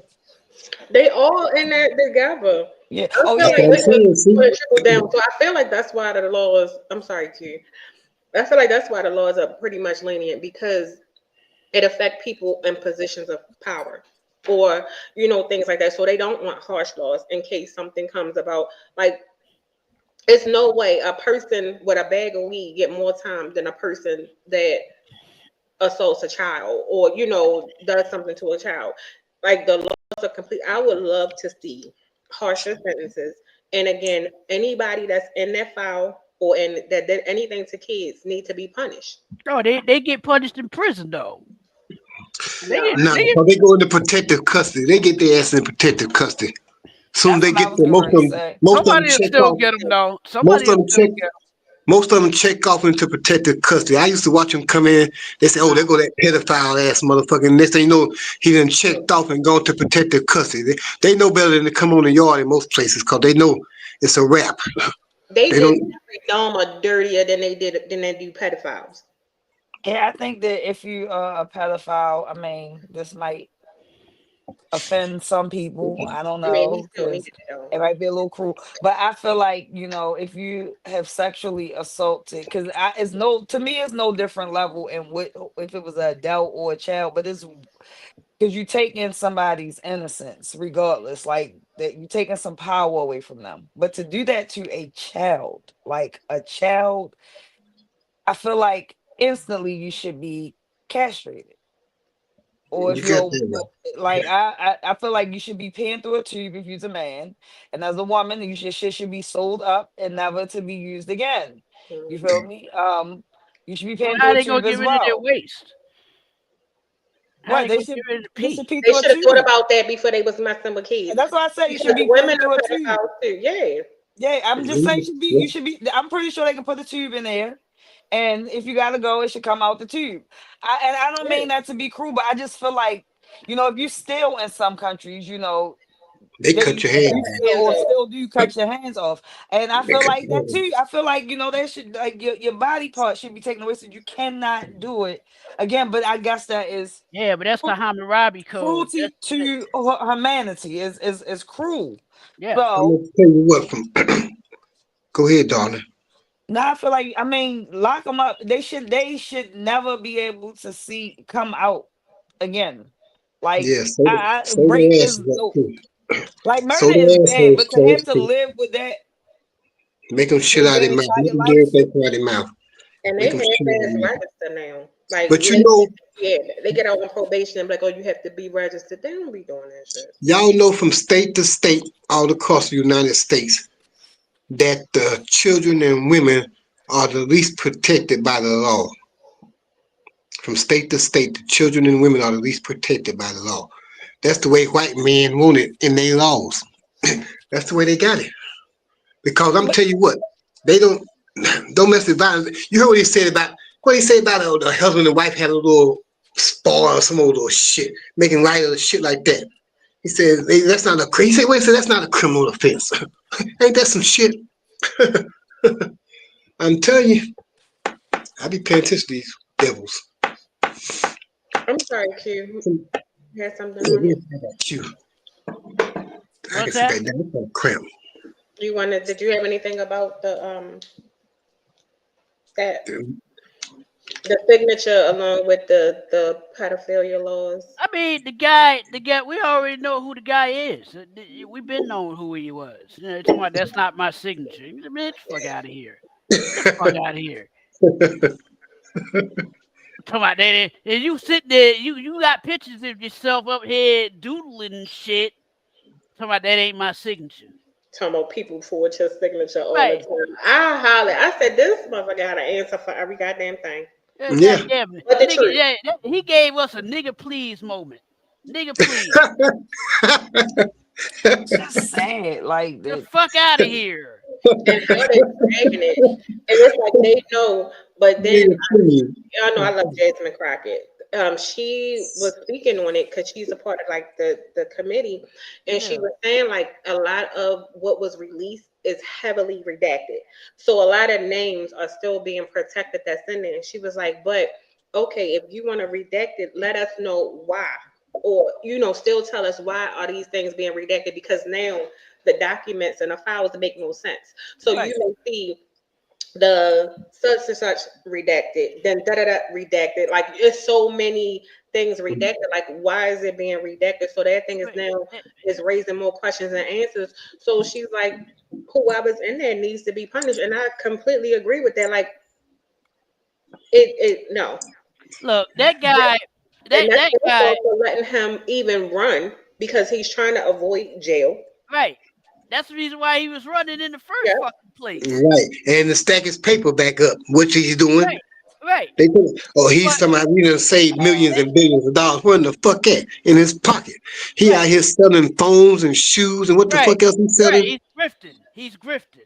Yeah, Man, man, get the yeah. fuck playing out of here. playing with Right. them Epstein files like that is a slap in every rape American face. victim's Yeah. face. Yeah. It don't matter if you black, white, blue, or purple, male, woman, grown up, or adult. It's like a slap in the face. And it was a pass, in my opinion, to other powerful because they're not gonna let just the ones that get caught, slide. The your average pedophiles, I'm gonna call them, but them very powerful ones is making them feel even more powerful.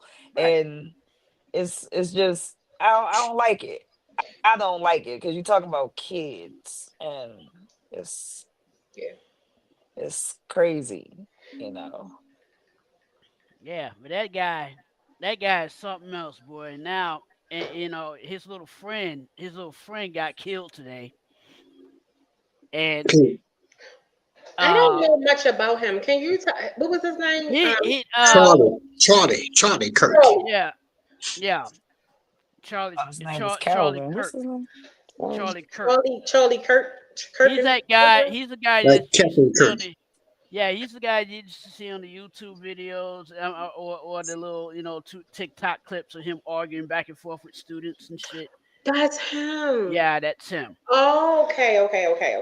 So Pretty sure. so so when the sick bastard that I am, I'm like, man, I don't care. I don't give a fuck about any what they talking about on the news. I want to see the actual footage of when he got shot. Okay, so they showed it about 150 yards away, right? And he was just talking. He put the mic down, and then the bullet just hit him in the neck, right? And I was like, oh wow, and he just slumped over. I was like, damn. They And showed then you. yeah, they showed it, and then they showed a close up of what happened. Yo, that shit was crazy. As soon as he put that mic down, that bullet hit him in his neck, and he just was going. At that point, he was going because when you get hit in the neck, that's the carotid artery. You get hit in the carotid artery, you're gonna bleed out within 30 seconds to a minute. I think That blood just poured out. our That director blood, said that they caught him. Who was yeah. it? Did they say who it was? I don't know who. No, they didn't catch him yet. Some channels are saying they caught him. Others are saying they got the wrong guy and he's still at large. But I'm like, yeah, this is going to be a tipping point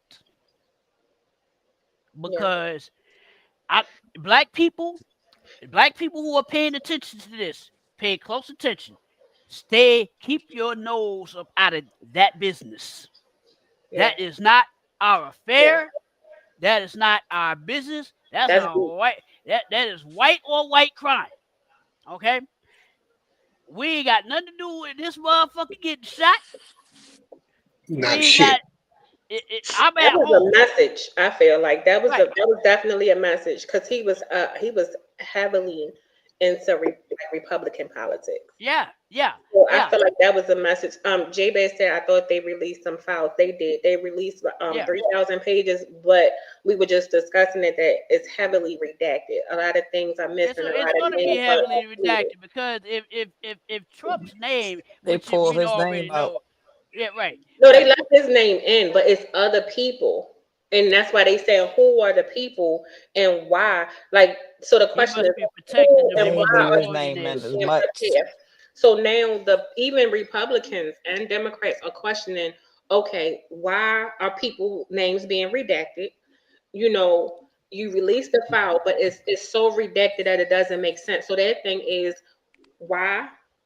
If you're not going to tell us the who, tell us the why. Are they coming out? Like, things like that. So of course we ain't gonna get those answers. You're never going to get those answers. No, they ain't gonna tell us nothing. Uh-uh. Especially now with the court backing it, But I covering really his think ass. part of the something that he talked about a lot in the when he first took office was a civil war. So I feel like all of these acts with the National Guard and all of this stuff is he's inciting it. Yeah. He's definitely inciting it. But see, you know what? This is what they elected, right? This is what they elected. This is why black people need to keep their nose up out this business because we didn't vote for this motherfucker. Hmm. It's I don't this. know. He said black people in Chicago. No, what is it? Atlanta? One of them places. Is No, that black people? well, yeah, they got black Republicans here in Atlanta, right? They have black Republicans here, and I laugh at him. I'm like, yeah, he's playing you for a fool. You know what I'm saying? He's not for you. He doesn't even like you. He doesn't give a fuck how much money you have. He doesn't like you. Hmm. He plays in your face. I'm trying to figure, has anybody else seen Lawrence Taylor anymore? Who? No. Alf, I'm sorry. Knowledge said they release what don't matter. That's Has wrong. anybody? That's always. But the thing is, they kept certain pieces in, but they released it, but it just don't make sense. Right. So it's all because I think all of their names is in it. So they like, oh, we ain't coming out of there.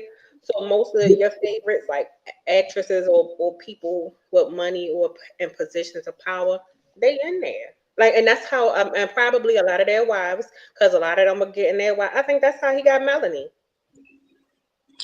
What's going on with Puff? Her P name is Diddy. Milani. Come on, whatever. What's going I on with was P like Diddy and shit like Melody. that? See what I'm saying? They didn't got away He from didn't get no everything. goddamn Melody. You say that again, Paul? I said, what's going on with P Diddy and shit like that? I'm Oh, saying he's still locked up. they didn't went hush hush on certain stuff and distracted with other stuff. I'm saying these people, I'm telling you, man, these people are so, No, they these people actually are so deep. his team just filed something saying about the evidence and how the charges or something because pretty much saying he was over it's a mosquito in here saying that he was like falsely charged and all of this stuff. So he's still trying, but what he's doing now is he's trying to program out and take more time off so he can get out sooner than the projected time. Hmm. So now he's in all of these domestic violence programs and all of Yeah, that. yeah. See, that's what I'm saying. They Yeah. want to give you a certificate. How in the fuck you get a certificate for being graduate? You graduate through domestic violence for what? From what? How you do? Cause you ain't around no women. You in a Cause prison you around stop men. beating motherfuckers up. You around men now. You can't. You can't. You get a certificate now because you around men instead of women. But now when you get back around women, your damn certificate ain't gonna mean shit. Man, But fuck that. surprisingly, they saying that the inmates they don't have no problem with him. They looking at him like he be the Fed case. So they was actually like clapping for him. I mean, like I said, all them motherfuckers, rap people, R&B people, actors, all them regular people too. They all be fucking up just like everybody else. Most of the time, they just get covered up because they big superstars and got money. But they just like regular people. They got lives like they out here shooting and killing each other and all this shit. I'm talking about motherfuckers. These they regular ass people. I don't know. That's why they talking about idolize. That's my idol. Fuck them motherfuckers. They just regular people getting paid and getting noticed. Shit. I'm not idolizing motherfucker. They out here doing the same dumb shit everybody else doing. They just got money. So we got 6 minutes left. 6 minutes, Dougie. There's 6 minutes. You're on. 6 minutes. So y'all can take 2 minutes apiece. Give some. Y'all want to do a wrap up of tonight and your thoughts? Yeah. Don't all speak at once. Oh Lord, go ahead, kick it off, antics. Do what? I said, go ahead, kick it off, antics. Oh my God! Antics. What? Why do I have to seem like I got antics? Why? I'm glad you put that cup down. Finally, you must have ran out of seeds. No, I still got a bag right here. You know, Right. I got a bag right here. Now I like to discuss the start of the NFL season. You know, I like to pick a bone here. What I saw with my New York Giants was thoroughly disgusting, and I was thoroughly concerned Okay. on Sunday. You know, and I'm going to need to sit down with Brian Daboll and fire his ass. Because first and foremost, on the 1 yard line, you need to be running the fucking ball. Okay, that's a fucking layup. Okay, if you're on an opponent's 1 yard line, you need to be running the fucking ball. Okay, this asshole, what did he do? Nothing.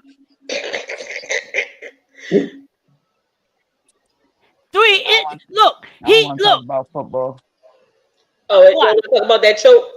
Yeah, because the Ravens choke. Look, they don't want to talk about. They don't want to talk about that. Choke. How y'all gave that game away? So we both 0-1. We both 0-1.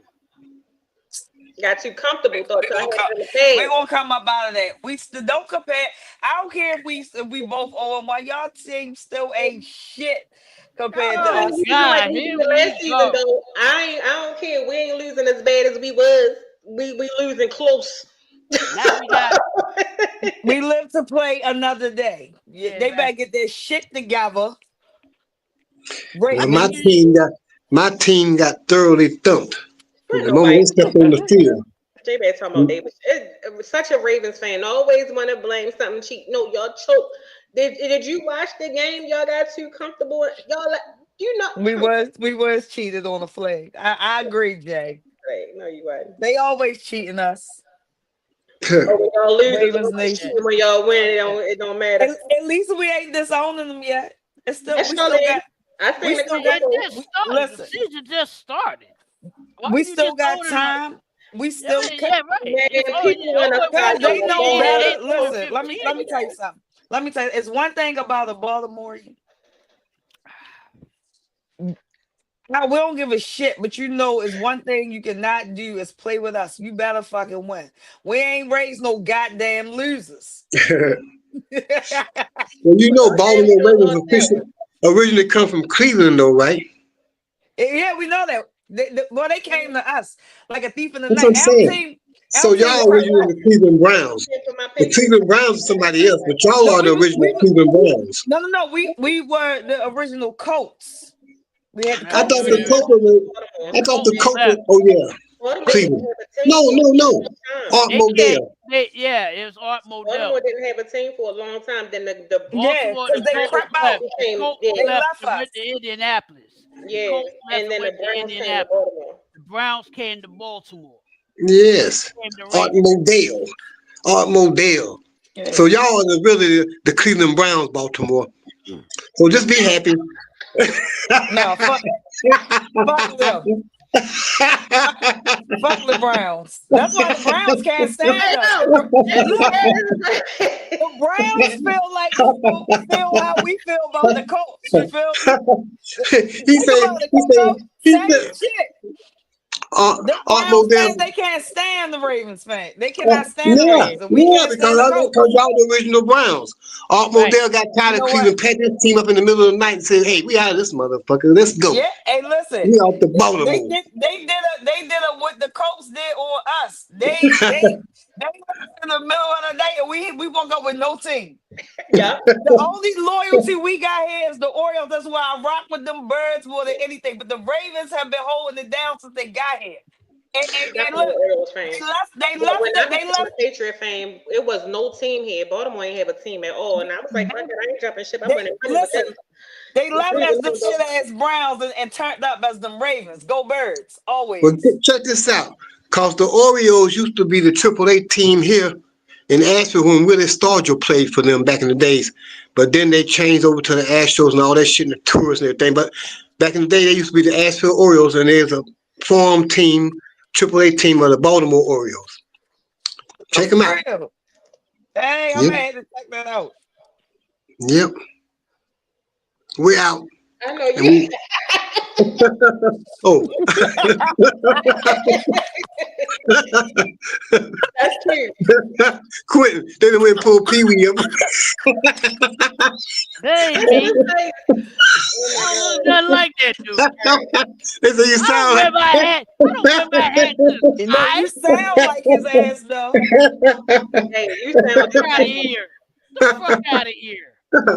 Oh, oh boy. cuss it out. All right.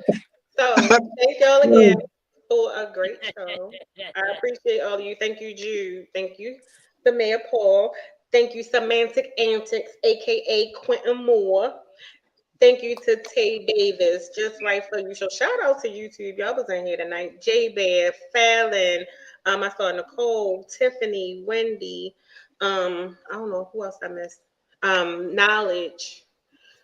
The If I missed president. you, I'm sorry. But next week we're gonna do something fun. So I think Jude, that idea might come true next week because I'm gonna get my canvases. So we might have a paint and chat, guys, where anything goes, everything is on the table, and we just gonna be in our element as well. So tune in next week. You're gonna see Jude do her thing. Hopefully I'll be set up. I could do my thing, and we're gonna have some good and Do all of that your good stuff. thing, Mary Hope Jane. y'all enjoy it. You will get more of it, and you can see definitely Jude do her thing. Whether it's making bracelets, painting, doing art. So I think the first one we got two different styles of painting. I love hers. She got to do me one for my thing. But just so y'all know, I am her inspiration for her art. The bodies of mine. So Nia, don't be mad, don't be a hater. But yeah. So I'm her inspiration, but I'm excited about it. I'm more of like a abstract, so you'll get the best of both worlds. Abstractionist. Wasn't that what Q-Tip used to call himself, the abstractionist? Yes. See, I know a little bit about a little bit of everything. Yeah. Well rounded. All right. So with I'm that looking being forward to it. all right, so with that being said, good night, everyone. Thank you so much for your support. If you're watching this on a replay, comment, like, and subscribe. We love you guys. Peace.